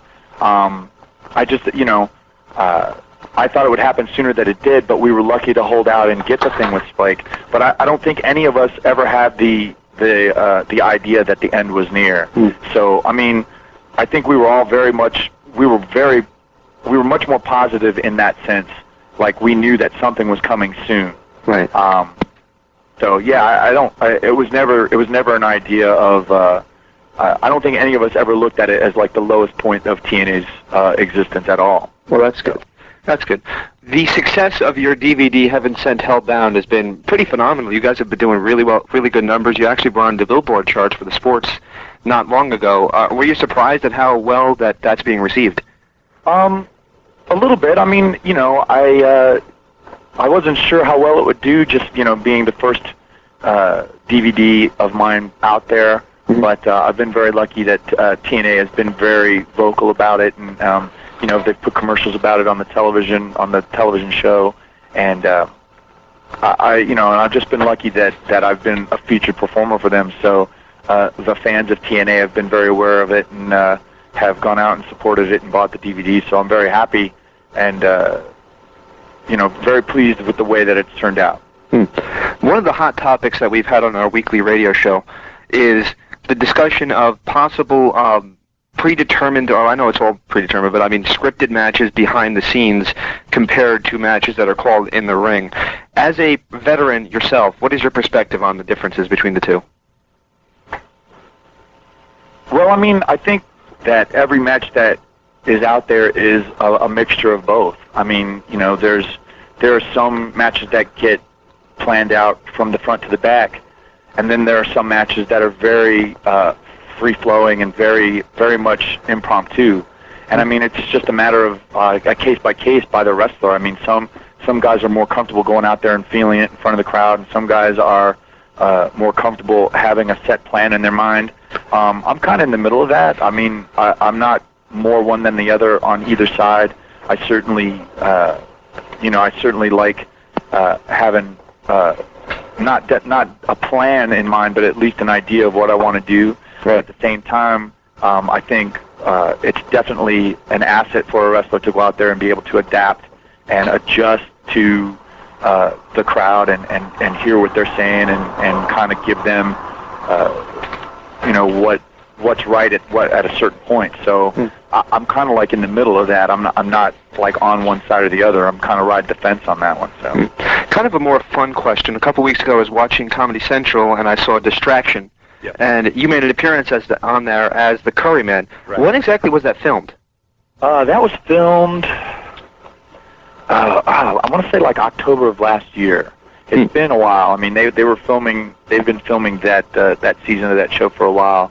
And so, yeah, I want to say late October. What made you decide to go on the Curry Man gimmick? You know what, I just thought that, Distraction wasn't necessarily interested in just having wrestlers. I think they wanted guys that were going to stand out and look different, and I thought that they would be a little more interested in having a masked guy, and definitely Curry Man being as flamboyant as it is, I figured it would, kind of appeal to them to go out there and do the Curry Man character for them. The last question I have for you is, you've been with the company since the beginning, as we discussed a little earlier. Seeing how TNA has been told by some outlets to bring in more stars, is there any concern among the guys that have been there since the beginning of their spot being taken? Well, I can't speak for everybody. I can tell you how I feel. I don't think that there's anybody that they're going to bring in that's going to perform in the same way that I do. So, I mean, every wrestler is going to bring something different to the table, and I don't think that there's a wrestler that's going to bring the exact same thing that I bring to the table. So, no, I'm not worried about my spot. And I welcome guys, guys like Christian Cage or the Dudleys or Rhino to TNA because they're all bringing their own unique brand of they're bringing their talent to TNA, and all of us working together is what's making TNA as special as it is. So, yeah, no, I'm 100% behind bringing these guys in and everything that's going to help TNA grow to me is a positive. So, no, I'm not worried in any way. Thank you so much for your time. Looking forward to seeing you this Sunday in the Ultimate X. Thank you. Thank you. Okay, and at this time, sir, I'm sure there are no further questions. Okay.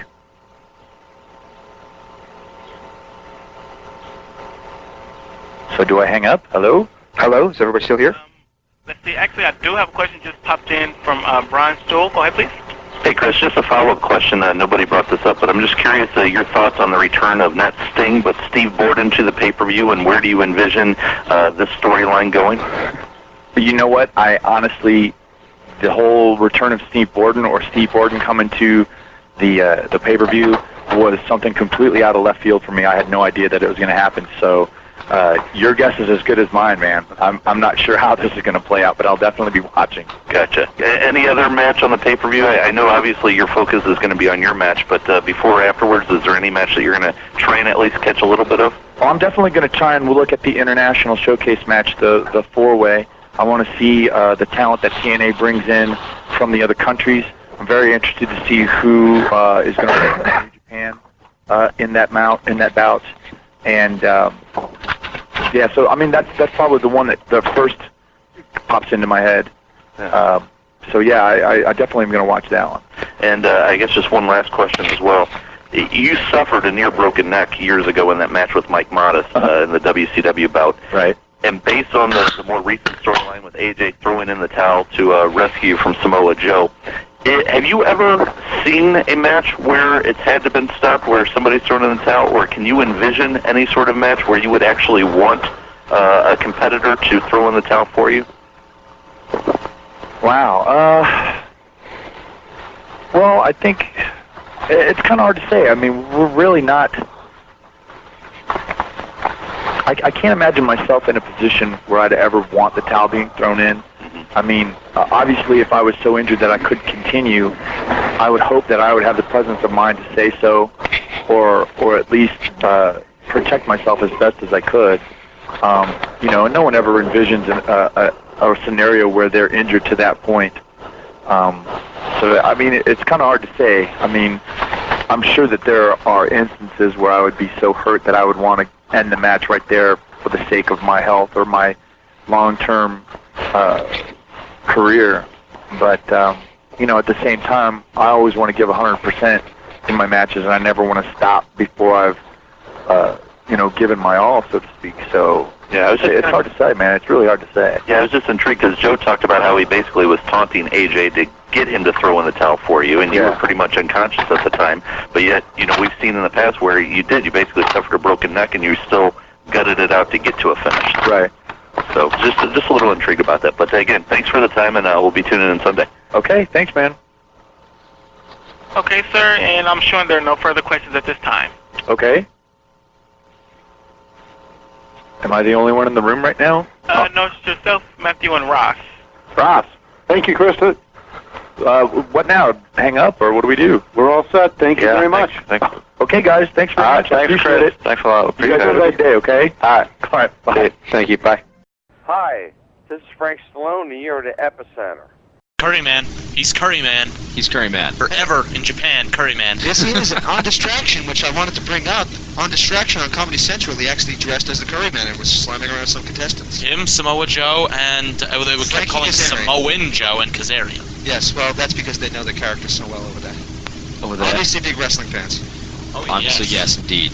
Well, we're going to take a short break, but when we come back, we will talk about, is it Destination X, the next pay-per-view for TNA? How are they going to be able to capitalize on their new world champion, Christian Cage, plus Raw results and Rodney Mack, all still to come here on the Wrestling Epicenter on the Blaze, 1260 AM. It's Vader time.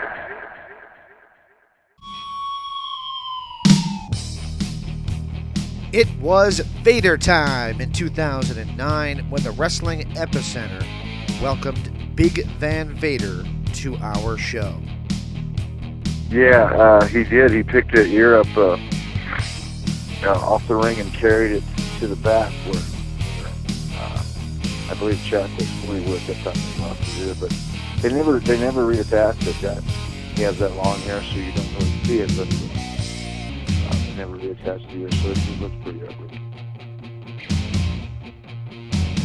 This sensational interview is available in our extensive archives at interactivewrestlingradio.com and wrestlingepicenter.com. Back to the Wrestling Epicenter on the Blaze, 1260 AM. I gotta ask you, what song is this? This would be the theme song to the Mean Street Posse. Very appropriate. You want to talk about going out of your way to find music. Ben, you do this every week. You go out of your way to find music. I mean, I haven't even tapped in. I actually renamed all of the tracks, as I keep it playing because I love it. Yeah. I actually renamed all of the tracks the genre my Windows Media to see just how many I have. Nearly 300, which it doesn't seem like a lot. If you literally listen to some of the crap, it would be a whole lot. Good room right now, though, is that WWE Music will have a CD coming out, hopefully within 2 months for WrestleMania stuff.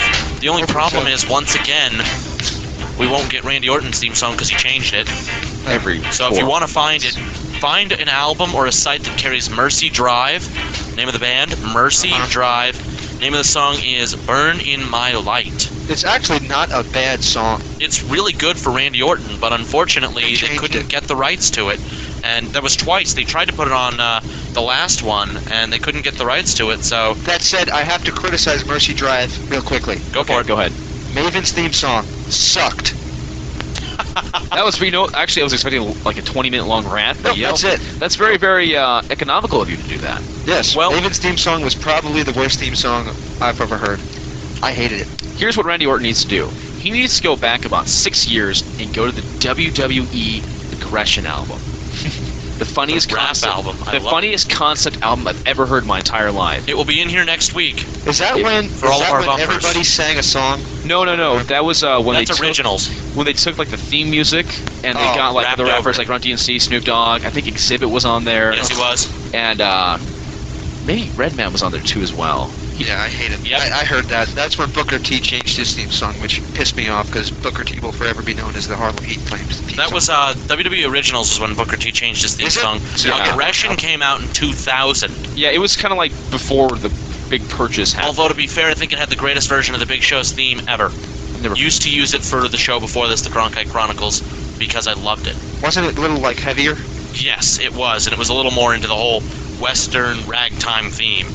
Wow, that's kind of cool. Well, I actually saw Ragtime on Broadway.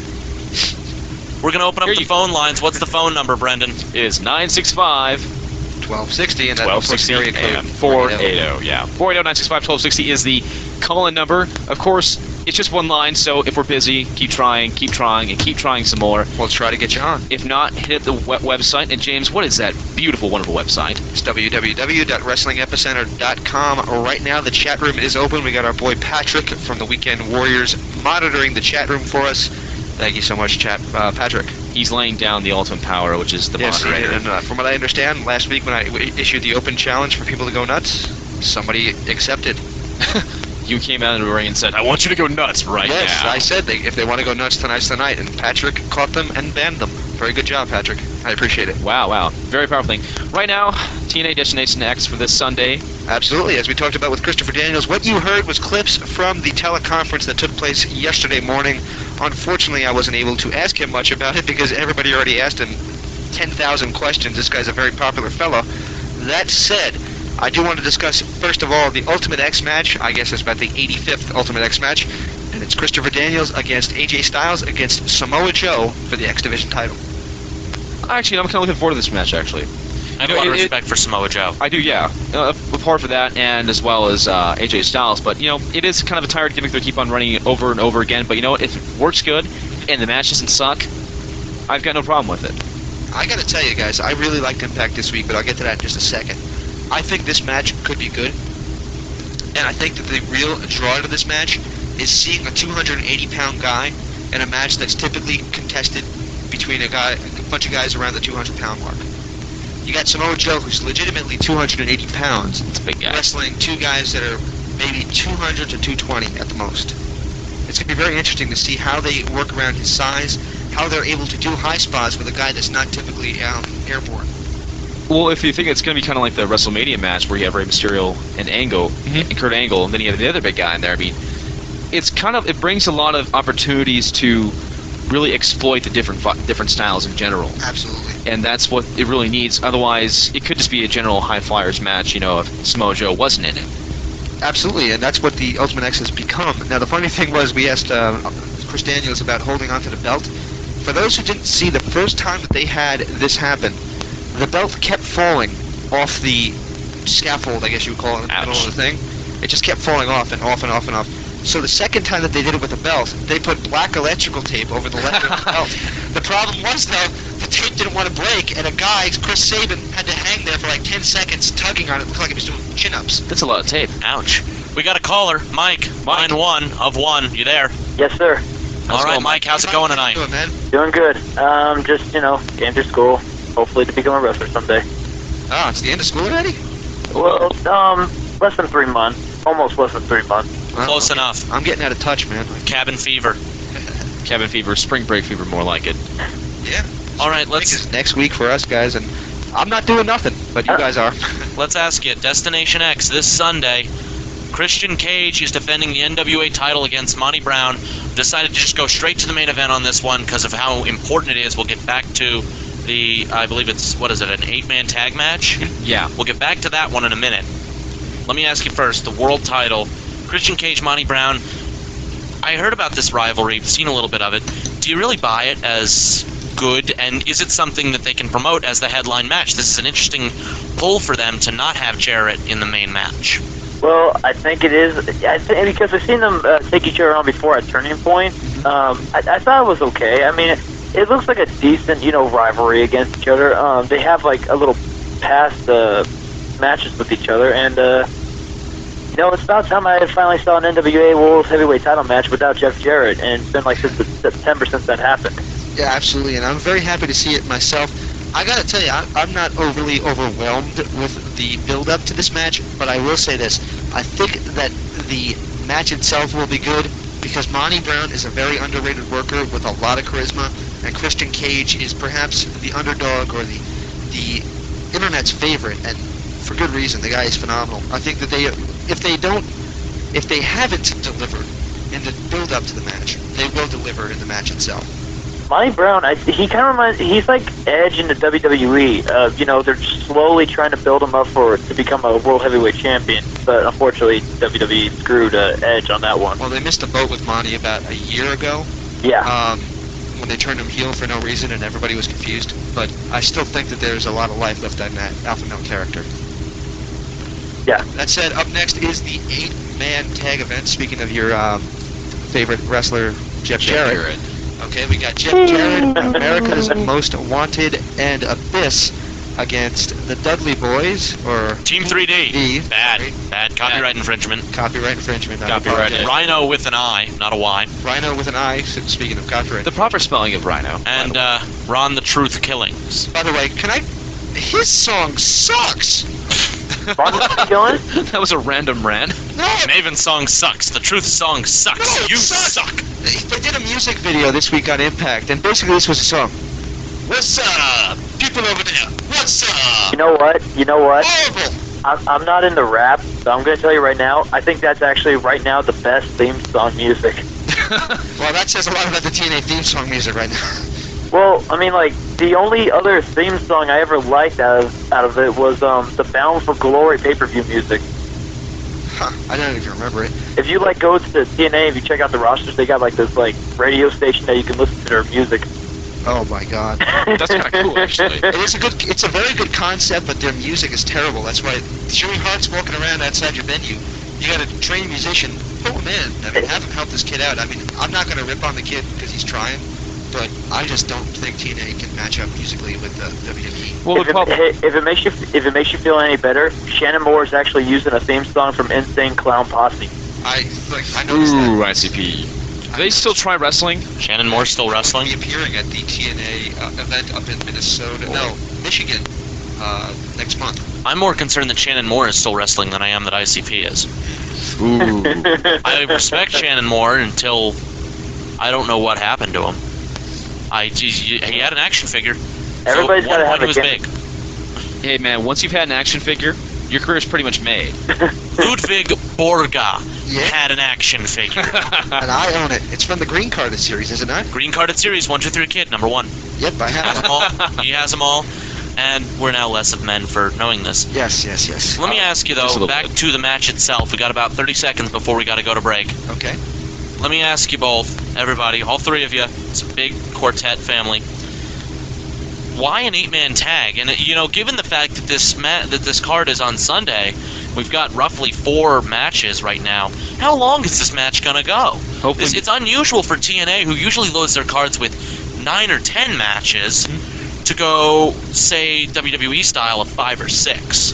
Right. Can they pull it off? Well, the risk you have running is either probably really boring the crap out of the crowd if they can't keep it going. Can Abyss go 40 minutes? That's the question. Can Rhino go 40 minutes? I mean, I don't think, but it's can Team 3D go that? Team 3D can go 40 minutes. It's a tag match. It's a tag match, therefore they get breaks. But it's not a Survivor Series style tag match, in which it's constant progression. It's just chaos. Yeah, it's one pinfall to the finish. But the draw of the pay-per-view is not the tag match, and it's not the world title match. It's the return of Sting and Steve Borden finally coming back to TNA. But it's not going to be Sting, as you said on Impact. It's going to be Steve Borden, and he's supposedly not going to be wearing the makeup.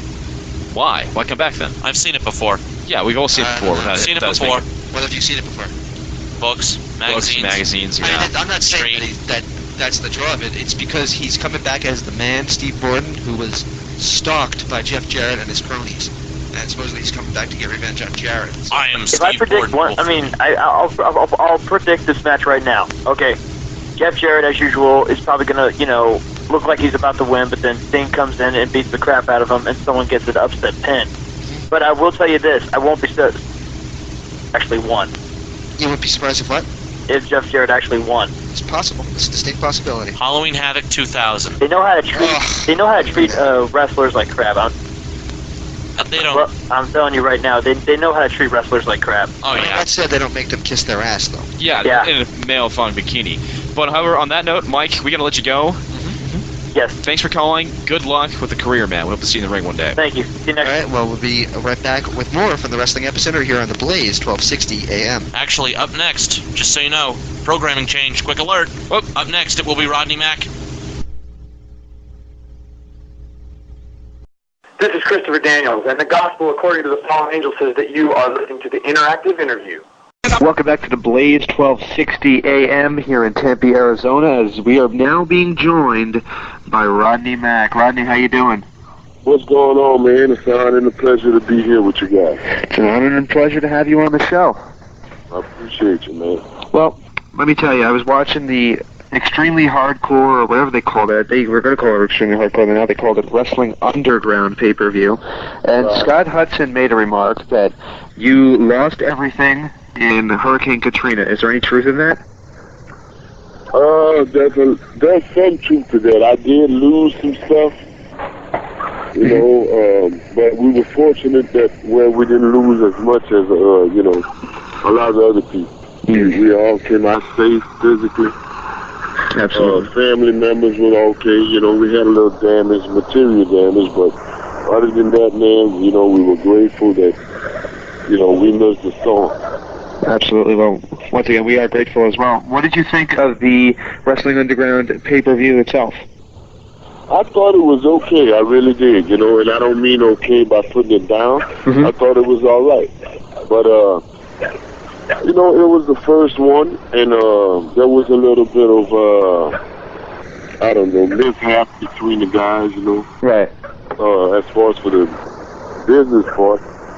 But, I think it would have been a lot smoother hadn't those things, came up. I really don't want to speak on it. Right. It's not really my business, but I think that, it's a good thing, and it would really work. Okay. Tell us a little bit about your childhood. What makes a talented athlete like yourself get into the crazy world of sports entertainment? To be honest with you, man, listen, this is no joke. I was born and raised on a pit bull farm. I had over 150 pit bulls as a kid, and I played with dogs the whole time. All I knew, my pastime, I lived out in the country, and I had about 10 acres of land. My pastime, my parents made sure that we stayed off the street. My pastime was to play with the dogs, Which is almost as dangerous as the street. Huh? Is that almost as dangerous as the street? No, not at all, because it's a misunderstanding about the pit bulls. Yeah, is it? No, yeah. I mean, those dogs are just like kids. I mean, if you raise them right, you have no problem. I've personally raised over thousands of pit bulls, and I've never got bitten once. Wow. Not once. That's something to hang your hat on. Yeah. Absolutely, man. Well, let me ask you this question. You were trained by WWE Hall of Famer and the late, great Junkyard Dog. What was it like being trained by the legendary Junkyard Dog? It was awesome. It was a dream come true because JYD was my idol. Absolutely. And, going back to this dog business, everything was like meant to be. I mean, I was, like I said, if anybody in the business was supposed to be a legitimate dog, you talking to him. I was born on the dog farm, and just everything else, it just happened. And when I got to him, Dog didn't teach me much in the ring. He taught me a lot as far as the business aspect, you know. He just would let me get in there. Of course, my background, I was the Louisiana heavyweight state champion in high school, so I knew how to wrestle. Did you want to be did you want to go from amateur to pro, or was that something you didn't expect? Definitely, that was a lifelong dream of mine. You know, I always dreamed of being a professional wrestler. Oh, wow. And things just, you know, it just fell in place. I got in there and just started doing my thing. And, you know, Dog said, man, you mimic, you know what, don't take this personal, but you act like a dog. And I never really meant to do that. I didn't do it, you know, intentionally. And, you know, so he started asking me. And I told him, as a kid, I played in the kennels with the dogs, you know, before I went to school. Honestly, my mom would look for me, and I'm sitting in here with a kennel of pit bulls, you know, getting ready to go to school. And so I kind of adapted, you know, to their way, you know, I guess, you know. Okay. Well, you were in ECW through their dying days. First of all, is that where you met your now wife, Jazz? No, I met Jazz here training with Junkyard Dog in 97, the beginning of 97. Wow. And Jazz had only been here for like 2 weeks. And, you know, things just happened. I ran into JYD, and he told me he was starting the school, so I was like, wow, here we go. So I met Jazz, and Jazz became Jazz, and this brother is no lie. Jazz is the only training partner that ever stuck with me in a physical workout. And I've been playing ball or in athletics for at least 27 years. There's never been a person that stood with me as long as she did. That last. Wow. It's pretty amazing. You gotta love that. And really, that's what attracted me to Jazz. Well, of course, I'm married, and she's a beautiful person in my opinion, you know. She's a beautiful woman. But that didn't attract me at the time. At the time, that wasn't on my mind, you know, looking for a girl. My goal was to be, you know, a professional wrestler. And she just happened to be there to train, and that's all I had. So, man, it was rough on Jazz. I literally beat her up pretty bad. You know, I was fresh out of college playing football, and I was all amped up, you know, and crazy. And I would, man, put it on her, bro. Wow. Well, you know, if they can take it and keep coming, then, you know, that's a sign of true love. Yeah. That's why I, you know, gained the respect, and I was like, wow, man, this girl wants it. All right, you mentioned that JYD taught you a little bit about business. We'll get to your own promotion in a little bit, but you were there during the dying days of ECW, a little bit anyway. First of all, were you owed any money? I'm sorry, I didn't catch that. I said, first of all, let me rephrase that and put it this way. You were there during the dying days of ECW. Did you see that the company was in as bad of condition as it was? Did I think what? That ECW was as far gone as it was. No, it wasn't. In my opinion, I don't know what happened. That had to be a political thing. In my opinion, ECW was peaking.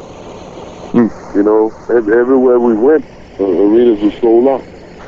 Yeah, like a lot of wrestlers, at least that I've heard from, you know, a lot of them think, you know, even though a lot of people think the company was down, you know, we were selling out arenas everywhere we went, you know. Everywhere we went, man. And still to this day, if you get in the ring and hit somebody with a chair or do a nice high-flying maneuver, the chance starts. ECW. I don't care if you're in independent. I don't care if you're in WWE. I don't care if you're in Japan. I don't care if, you know, where you at. If you do something that simulates or reminds the people of ECW, the chance just, you know, they're automatic. So that ought to say something.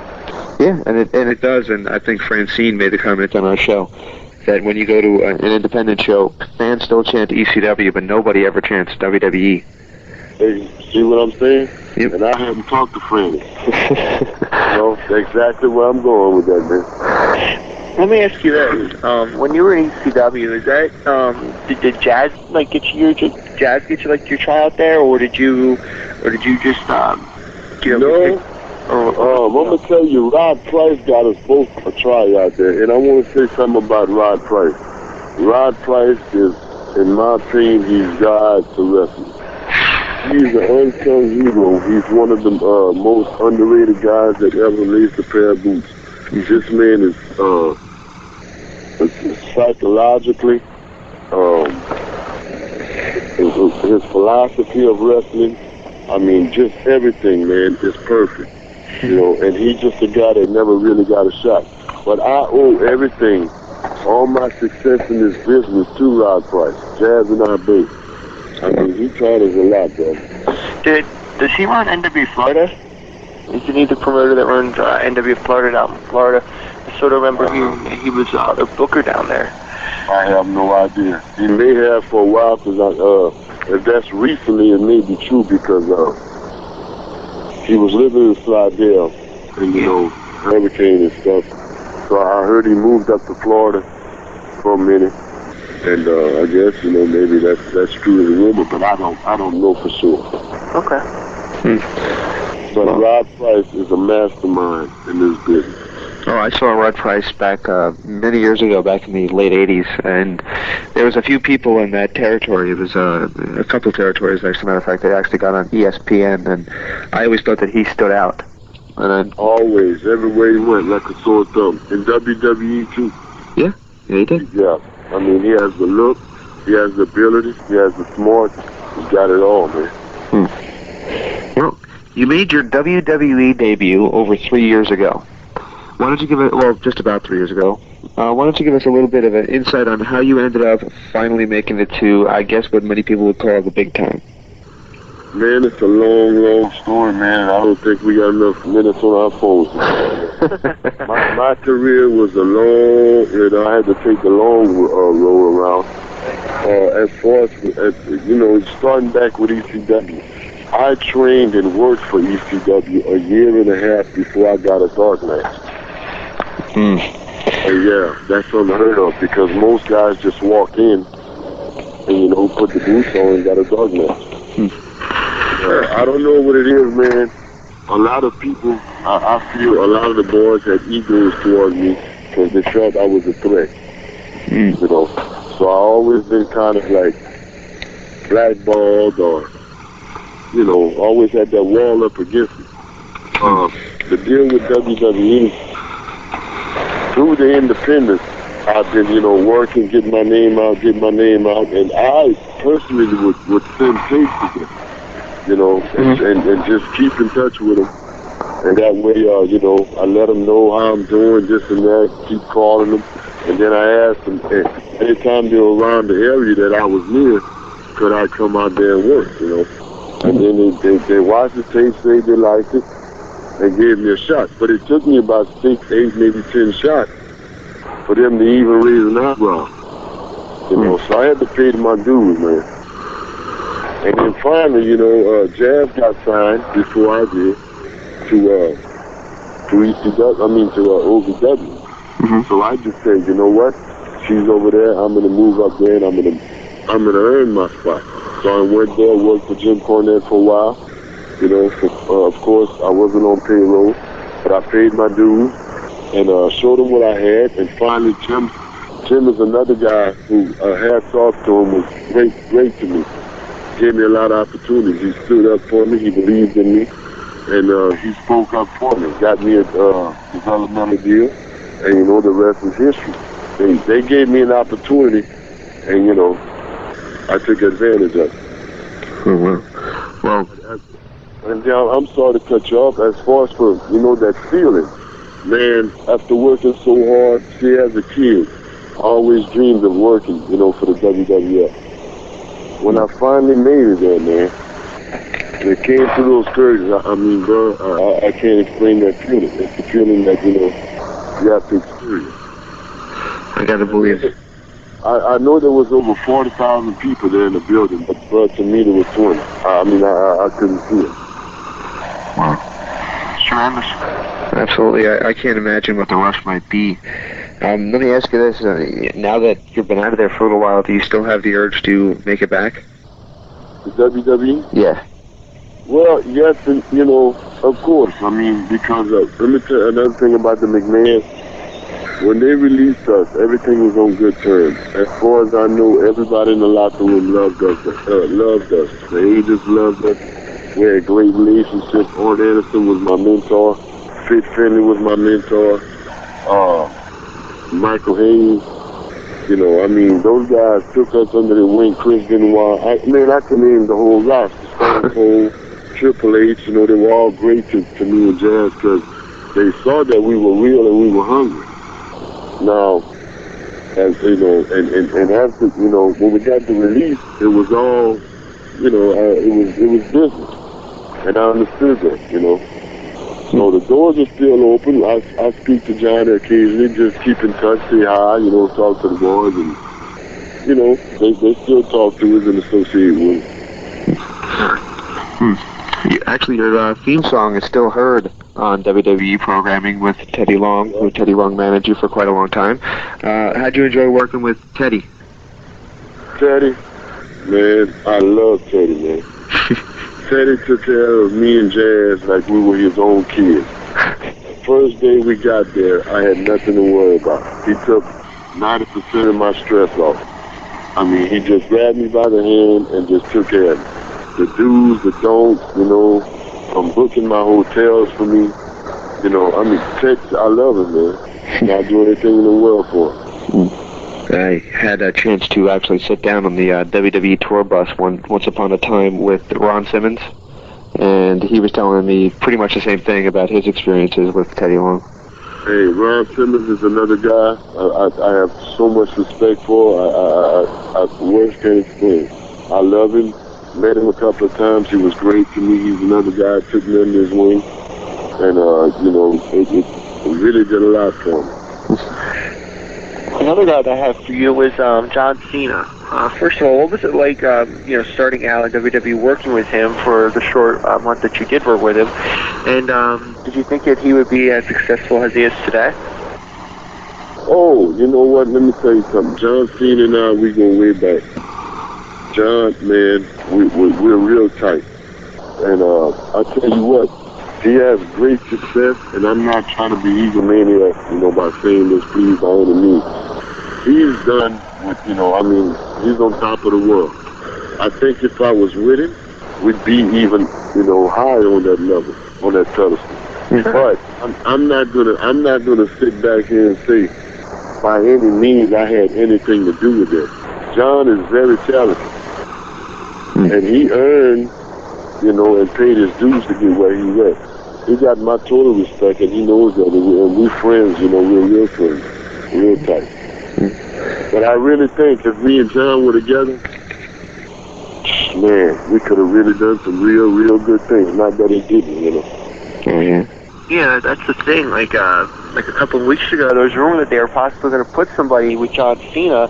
I heard the rumor that they were going to put Jamal, who just been re-signed. There were rumors that they were going to put him with John Cena to try to sort of give his character a little bit more of a dimension. So, you know, maybe someday we could possibly see you back with John Cena. Me? Yeah. I mean, because, you know, you and him had a really good run together, and I'm sure. It was short. Very short, yeah. What, man? It was hot. Yeah. And I was blessed, and I thank Vincent and McMahon for doing that. You know, every opportunity I got, man, I love them for giving me that shot, you know.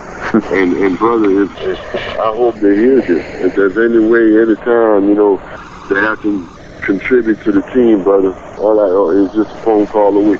I'd love to be back there, man, you know. Yeah, I mean, I you know, to me, I attribute, you know, John getting over, you know, for, you know, really for the first time as far as his battles and everything with SmackDown. I mean, you're really intriguing because when you look at John Cena and they see you next to him, and it's wow, I mean, you know, it gives a little bit more of a legit feel to him. But you made the White Boy Challenge famous. Who came up with the idea to do the White Boy Challenge? I'm not really sure. You know, matter of fact, I think the credit goes to Mr. Vince McMahon himself. This was Vince's baby, and he made it, you know, and he worked with it, and in my opinion, I think it was one of the hottest things in this era. And I don't want to seem to be, you know, trying to put myself out there. But at the time, I think, you know, Teddy and I and Jazz, we were hot as heels at one time. You know, the exception of Triple H and the guys on top. As far as for the young guys, I thought we were the top up-and-coming heels. You mentioned that you had a little trouble coming up and that some people might have been threatened that you take their spot. I'm not quite sure how to put this, but have you encountered any blatant racism? I'm sorry? Say again?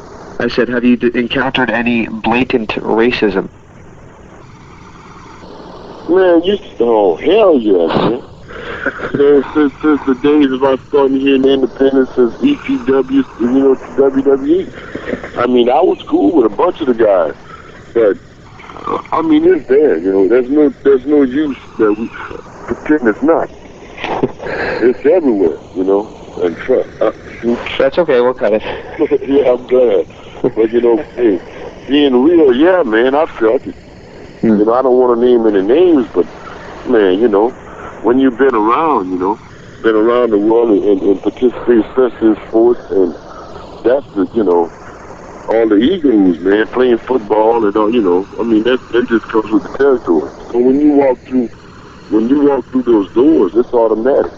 You don't have to look at the guy. You can feel him looking at you from, you know, a mile away. What exactly happened the night that you suffered the injury that put you out of action in the WWE? You know what, man? Believe it or not, this is the guy's honest truth. Hurricane was on the top rope, and he was gonna. What happened was he was gonna try to give me a crossbody, and I saw that. What I did was caught him and was gonna reverse it into a power slam, but he slipped coming off the top rope, and my plan, okay, you know, backfired. But to save his life, if I would have grabbed him at that angle and did it anyway, there's a 98% chance I'd have killed him, spiked his head into the mat. But you know, it was a reaction. But you know, from training, it's just a reaction. In a split second, told me no. So I pulled back on my own leg. I knew I would have, you know, damaged myself. Of course, I didn't know I was going to blow my knee out, but I knew there was a chance I had, you know, something bad was going to happen to me. But instead of killing this man, I mean, but, you know, I took it upon myself to, you know, whatever happened to me, it just happened. Do you think that was the beginning of the end for you in the WWE? You know what? Really, no. Because before my injury, when I started the White Ball Challenge, I was on a roller coaster. I was going up. And then, you know, months before that happened, I saw myself going down when they started tagging me, you know. Because I was on a roll, you know, King of the White Ball Challenge, and the first thing they do is tag me up with Nowinski, who I love as a person. But he's the whitest guy in America. You know, honestly. Yes. And, you know, I say that all the time to him. It's not, you know, being mean or anything. I'm just being real. That kills some heat. You know, how am I just this notorious white ball killer, and all of a sudden, out the blue, I'm tagging up with the whitest guy in America. There was talk of you returning with a junkyard dog type gimmick before you got released. Was there any truth that you were actually going to come back and have a JYD type gimmick? I'm sorry, come again? There was a rumor going around, like right before you got your release, that you were going to return as the junkyard dog in a sort of in a I guess you could say, I wouldn't necessarily parody, but you were going to come back with a JYD type gimmick. Was there any truth that you were going to return with the junkyard dog type gimmick? Not to my knowledge. See, because before I was Rodney Mack, I was Red Dog. Right. Which, when I was broke in the business by JYD, he passed on that gimmick to me. Red Dog was the nephew of the junkyard dog. So he raised me. As a matter of fact, my first name was J.Y. Pup. When I grew up from a pup to a dog, you know what I mean? I went from a pup to Red Dog. And no, I never mimicked, you know, of course I took a couple of things that were similar, but I became my own wrestler, you know. I mean, I I love dogs, but out of respect, I wouldn't try to mimic dogs. You know. Yeah, that was just a rumor that, was going, for a couple weeks right before he got your release. People were rumoring, hey, he's going to return, with that type gimmick. So, no, not to my knowledge. Well, who knows is right.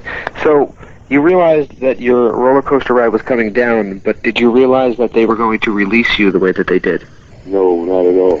And you know what? I'm really upset. And I mean, I hope, it's not about burning bridges. I'm a real person, and everybody who knows me knows I'm sincere. I help everybody. I'm not a backstabber. But this really hurt me on my return. When I came back from the injury, my comeback was on heat to do a run-in when Stevie Richards was doing the drag gimmick. Yeah. Okay, this is my big return. I slide in the ring while he's about to do something to Jazz. I touch him on the shoulder, spin him around, and he knocks me out cold. Oh, man. Yeah, that was my big comeback. Yeah, so I guess then you knew that it was the beginning of the end. Well, I guess, in a sense, and I'm a type of person where I feel that you can't put me in a predicament I can't get out, because I believe in hard work, and hard work is going to, persevere over anything. Faith and hard work. So I didn't care how bad they tried to dog me. I knew I was going to do my job and come out. I had confidence in myself.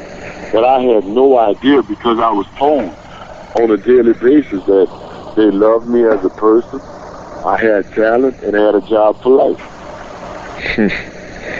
And 2 weeks later, I got a call saying, I'm fine. And I'm going to be honest, bro, I'm glad I have this opportunity to say this, and I want everybody to, I want this to get out. If I still to this day can't go to bed at night, and sleep well, knowing what happened to me, because I feel deep down in my heart, I did everything I could everything they asked me to do, and some. It was not my fault. I did nothing wrong. Now, had I did something wrong to cause them to fire me, I'll be the first one to kick myself in the butt and say, hey, Rodney, you deserve it. That. But I've been dreaming, man, and working all my life, to get to this point. And I finally hear, and this is how they take me out. That's hard to live with, You gotta believe it is. Let me ask you this question. I'm sure you've heard of the TNA Total Non-Stop Action Wrestling promotion. Has there ever been any talks of possibly making a few appearances with TNA, or maybe start working with them full time? I've been speaking to them off and on, but again, I don't know what the deal is. Everybody else, I'm putting this out there. I'm being real. That I have no idea why. Not, man, by any means, I don't feel that I'm Ric Flair of wrestling. I have a lot of wrestling yet to learn. I'm young in this game, and I'm eager to learn, and I know that I need to learn. But I also know that I'm a lot better than a lot of guys that's on TV, and Jazz is too. I mean, Jazz, in my opinion, is one of the greatest woman wrestlers ever of all time. Absolutely. So how are you going to start a ladies, a woman's division in TNA, and she hadn't even got a phone call? Everybody who gets released from WWE 3 months later on TV, all the guys, they hired them all. I still didn't get a phone call. I'm not mad at that, but I'm just letting you know how my career went since day one, man. I always had the wall put up against me. I always had to prove myself no matter what I did, But you know what? I'm used to that. Absolutely. I mean, it's all good. Something's going to happen for me. As a matter of fact, I got some stuff going on with the NWA, in Japan.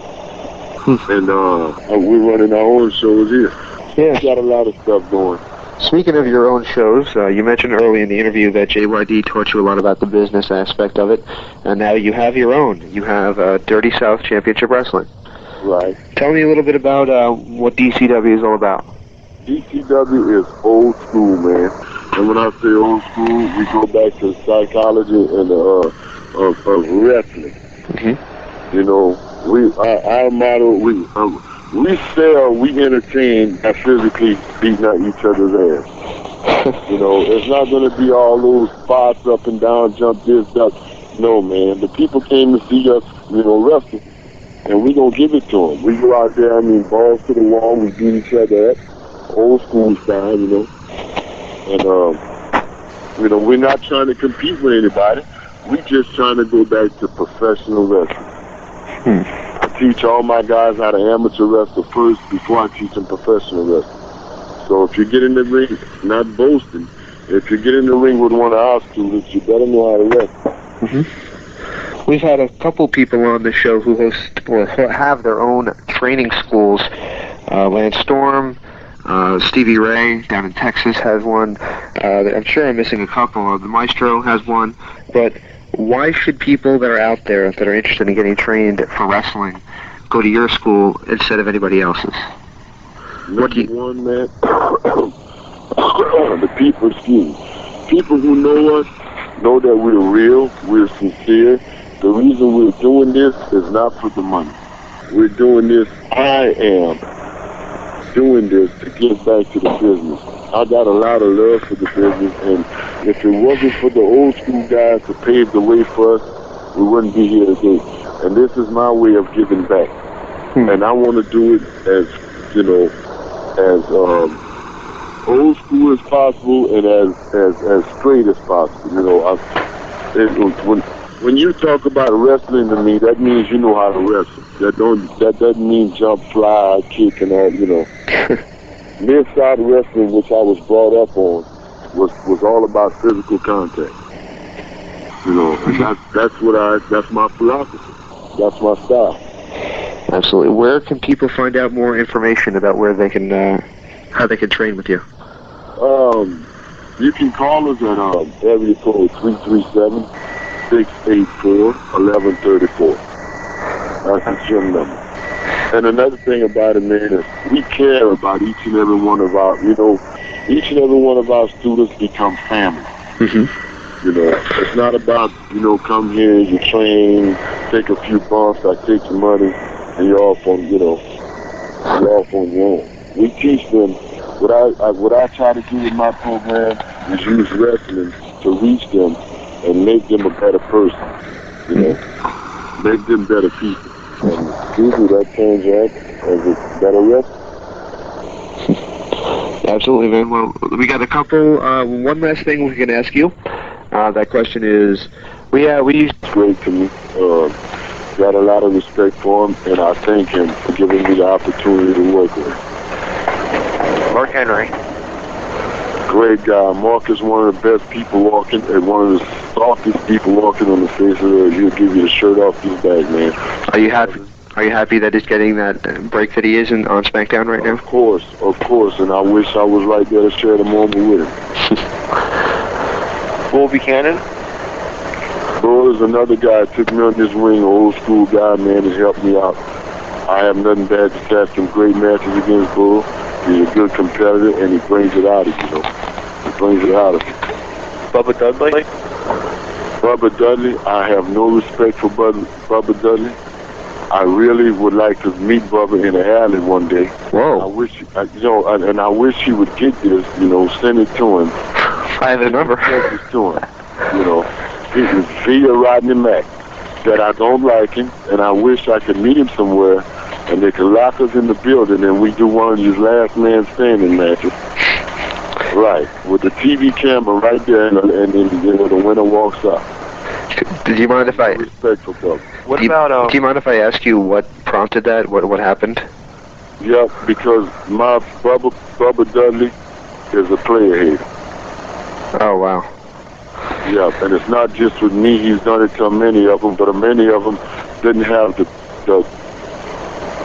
balls to step up and be a man about it. I'd like to fight Bubba Dudley tomorrow live on television for free. Wow. What about Devon Dudley? One of the greatest guys that I ever met. I love him to death, and he helped me out, he helped Jazz out. I love him to death. Wow. Okay. The next one on my list is Chris Nowinski. Great guy. He really is. Me and Chris, we got tight, especially after he got hurt. We really got close. We don't speak a lot, but that doesn't mean nothing. Okay, Johnny Ace.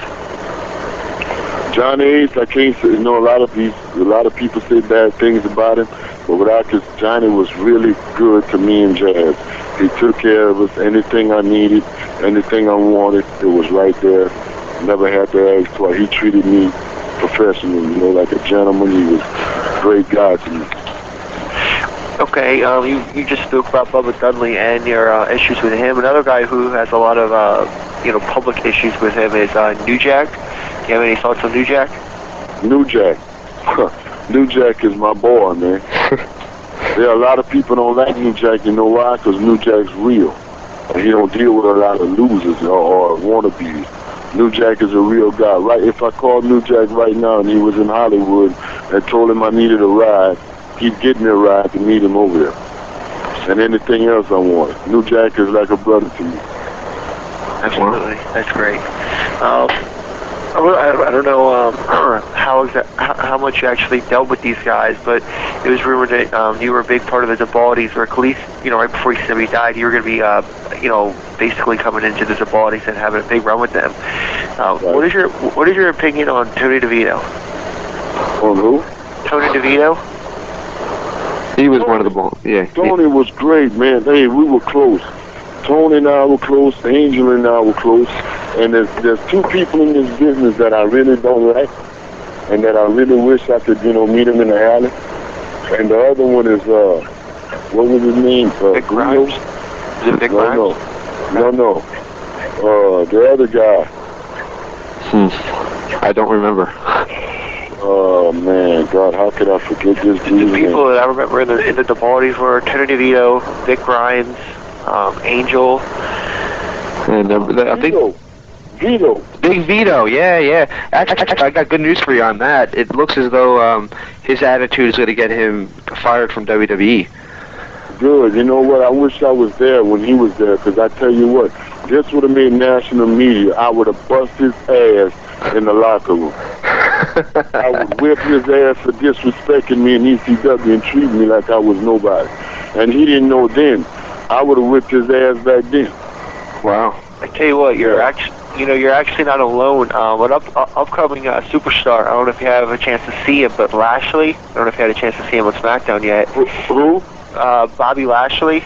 He's on SmackDown. Yeah, apparently him and Vito. Apparently Vito sort of treated him the same way he treated you after, the company had Vito do a job to Lashley, and he pretty much got stiff for Lashley in the ring and told him he's a nobody, and then Lashley and him got into a backstage altercation, and then the Road Agents had to break it up. So that's where his heat. Out, especially to Bubba. If you can mail it to his address, and Vito. Hey, I'll call Bubba up if you want me to, and I'll tell him what he said. What you said. Please do. All right, I will. Vito too. I mean, this is a show. I've been wanting to get this off my chest for years. I wish I could meet those guys. We could schedule an event somewhere in how they say it, in the woodshed, and we could settle the score. Yeah, I mean, this, when I looked at the name Bubba Dudley, I saw that you had a match with him, and I was told that, and Bubba did Bubba put you over, and I was thinking, maybe he has a few good words about him. I had absolutely no idea that you did like Bubba Dudley. No, that was probably, that's probably one of the most hated things he's ever done in his career. It put me over. Ridiculous. Well, I got two names left for you. The guy who ran ECW, Paul Heyman. Paulie was great to me. Paul is like a mentor to me. Me and Paul got a special relationship in this business that nobody will understand. And I want this to get out in the media, please. I will. Don't worry, I will check out the transcript. I want those three things to really get out. And Rod Price. Huh? And Rod Price. Rod Price, New Jack, Bubba, Vito, and Paulie. Yeah, Paulie, man, I love him. We got a very special relationship, and he knows, and only he and I know. And please write that down. Only he and I know how we stand. I love him like a brother. Absolutely. The last one I have for you, unless James has any more, is Vince McMahon. Vince McMahon? Yes. You know what? I got all the, first I want to give him all the thanks in the world for giving me an opportunity to be a part of WWE. It's, of course, made my dream come true. But on the other hand, I feel I was treated poorly in a sense as far as for giving a shot. I think I was misused. I don't think they let me do what I, was capable of doing. Other than that, I have nothing bad to say about WWE. I loved it. I was I was living in La La Land. I was in the world, dream world. But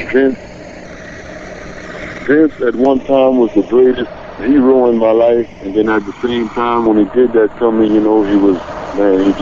broke my heart big time, because I don't feel it was right, for what he did for me and Jazz.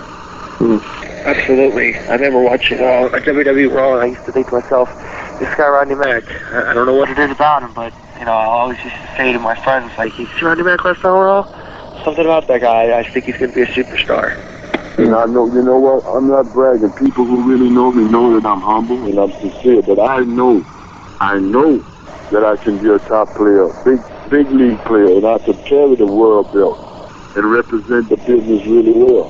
Absolutely. But I just needed a chance, man.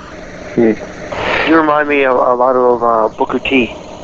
Back when he was in WCW, a lot of people tried to hold him down in the company, and Booker T, eventually rose above that, and he's had to prove himself. With my drive and my courage and my faith, I would have surpassed all that red tape had they just given me some time. Because I'm a guy that's used to adversity. I've always worked my way up from the bottom all the way to the top, so that ain't nothing new for me. They just had to give me a few, a little bit more time.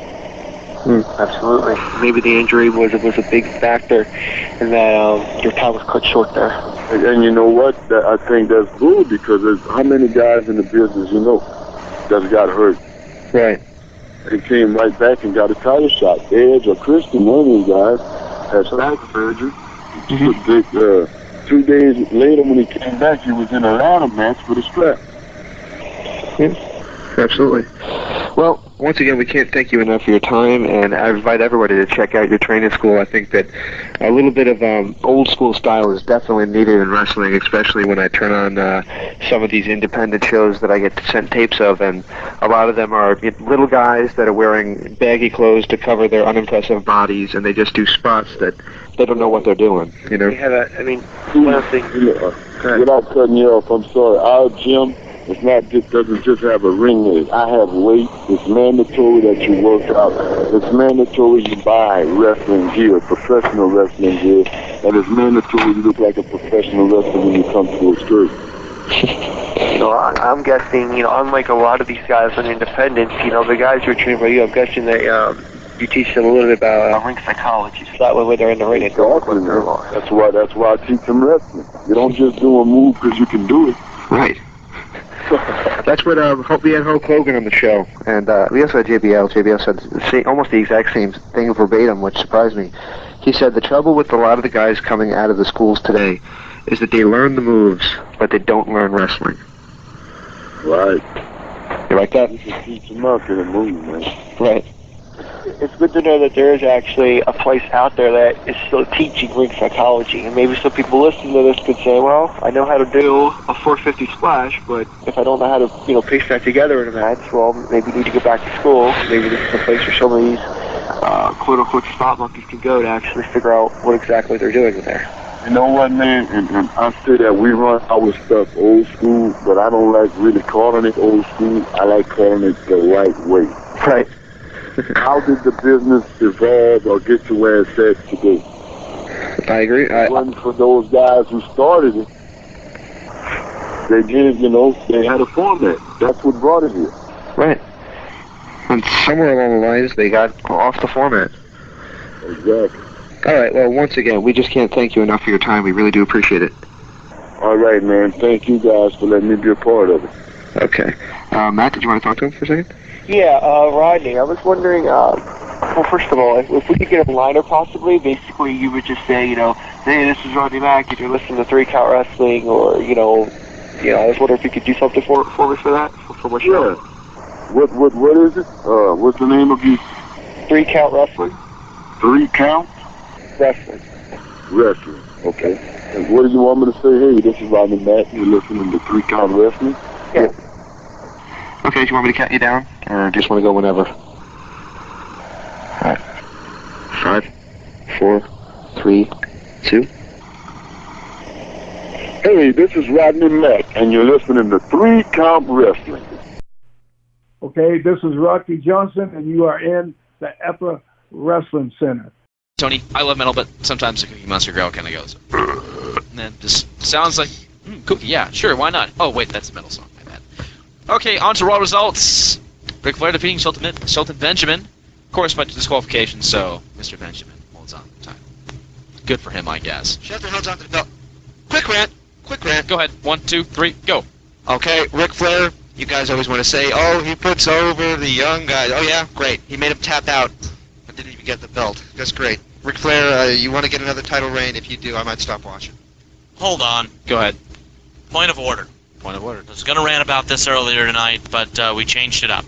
So allow me to go really quickly and say, you can't blame Ric Flair, no matter how much pull or respect he has, for winning a match when he was just booked to do so. You cannot blame him for that. But apparently you can blame Hogan for doing so. Hogan had a lot more pull than Flair does right now. Flair is fighting for... Flair's a 16-time champion, and he was the booker during 9 of those title reigns. Go figure. Both of them got equally manifold. On to the next one. Triple H defeating Kane.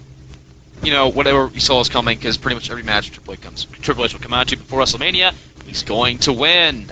I did like the idea of the WrestleMania flashbacks, though. Yeah, that was always cool. That looked cool, with the exception of that it was from, WrestleMania 1.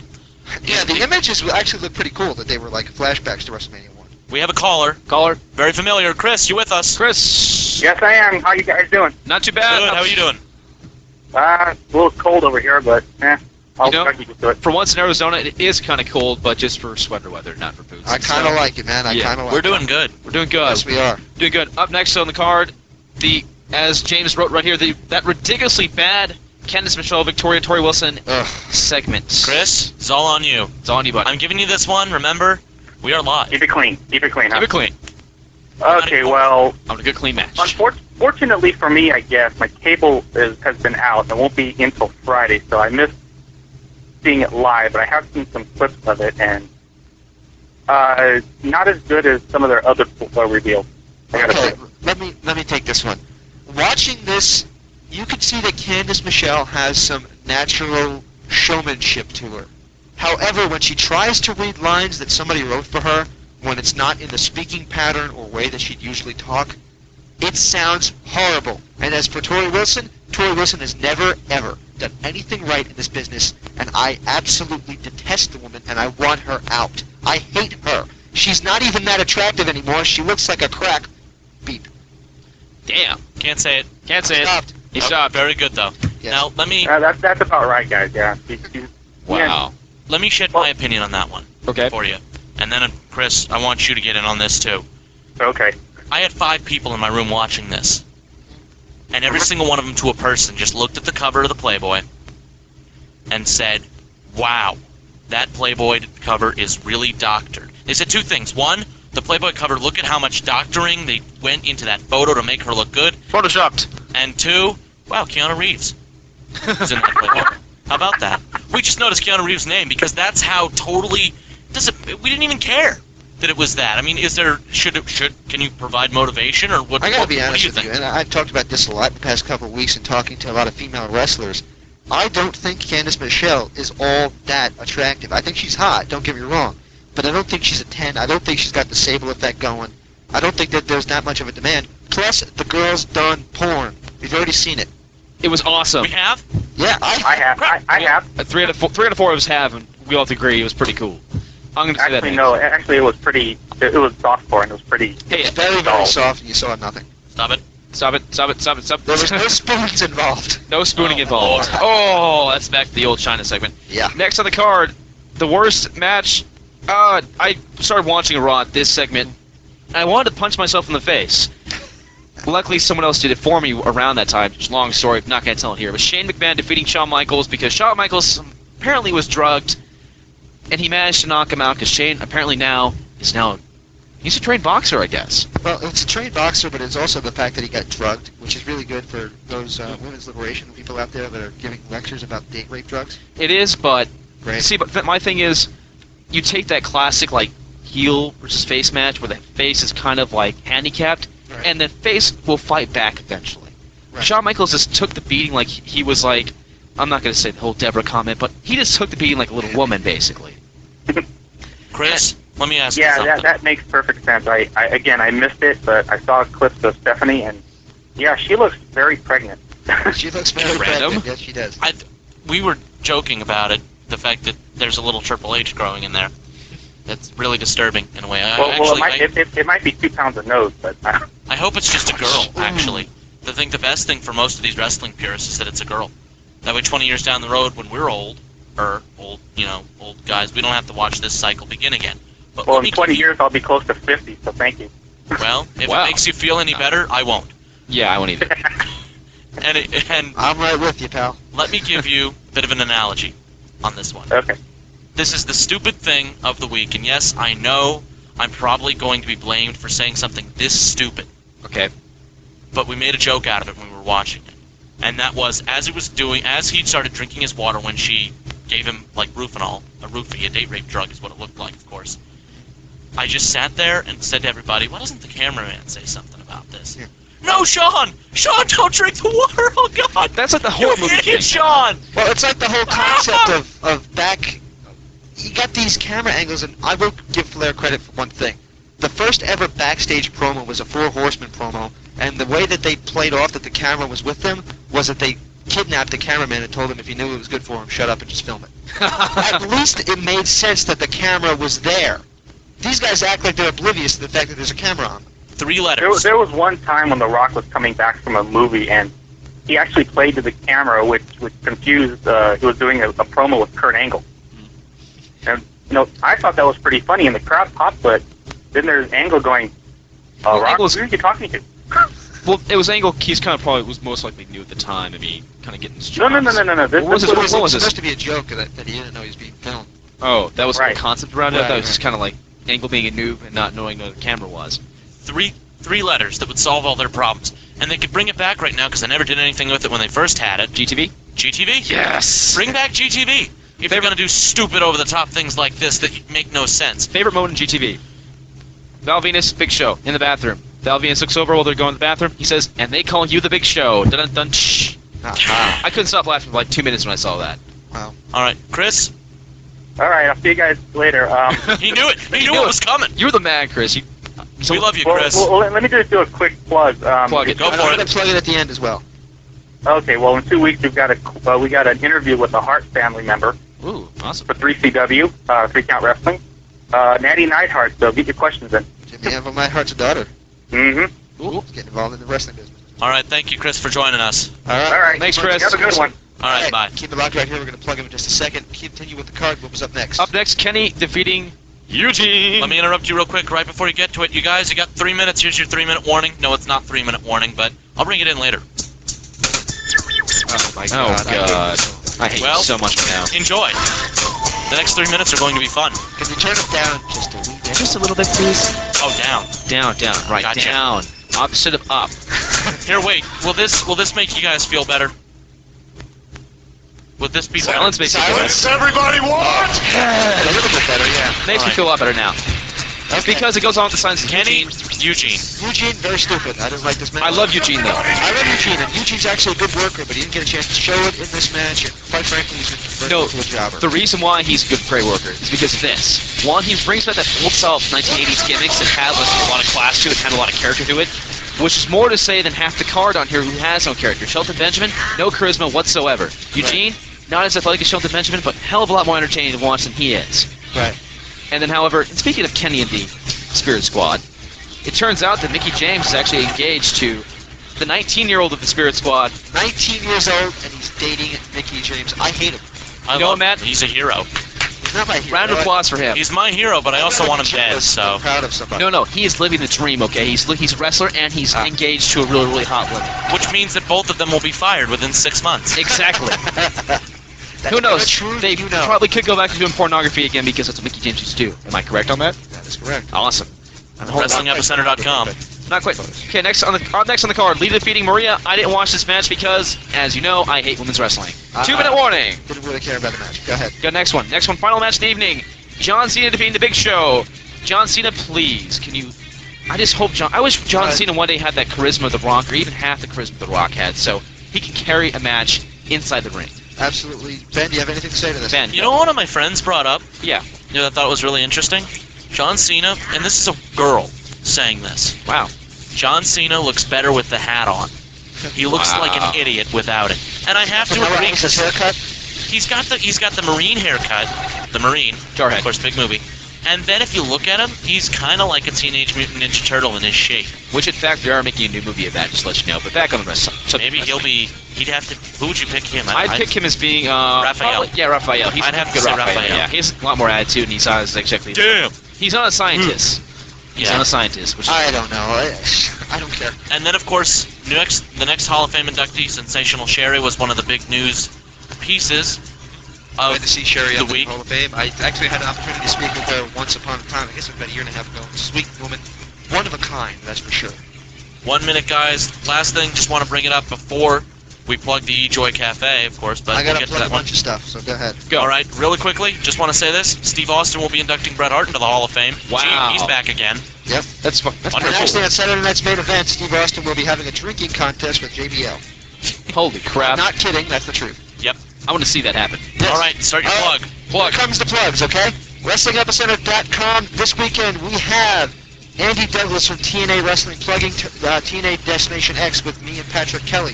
We also have coming up an interview with Angel Orsini tomorrow night. I want to see you all there. Come see me. We're going to be out at Tilted Kilt at the Beautiful Creature, Stephen Piercy, and Pretty Boy Floyd concert. Everybody show up there. I want to see you all there, and bring your hairspray. Also, open mic Friday night open mic night presented by The Blaze. And where is it located? It's the E-Joy Cafe. It's on Mill Avenue. It starts at 7 p.m. Be there. It's going to be pretty cool. Right now, guys, it's time to say bye for a week because we're going on spring break. Yes, we are. We'll be back in 2 weeks with Gary Michael Capetta. And for those of you who don't think that's a huge name, I promise you that interview is worth waiting for. It's phenomenal. I love the guy. He's great, and I'm actually going to try to hire him on the website.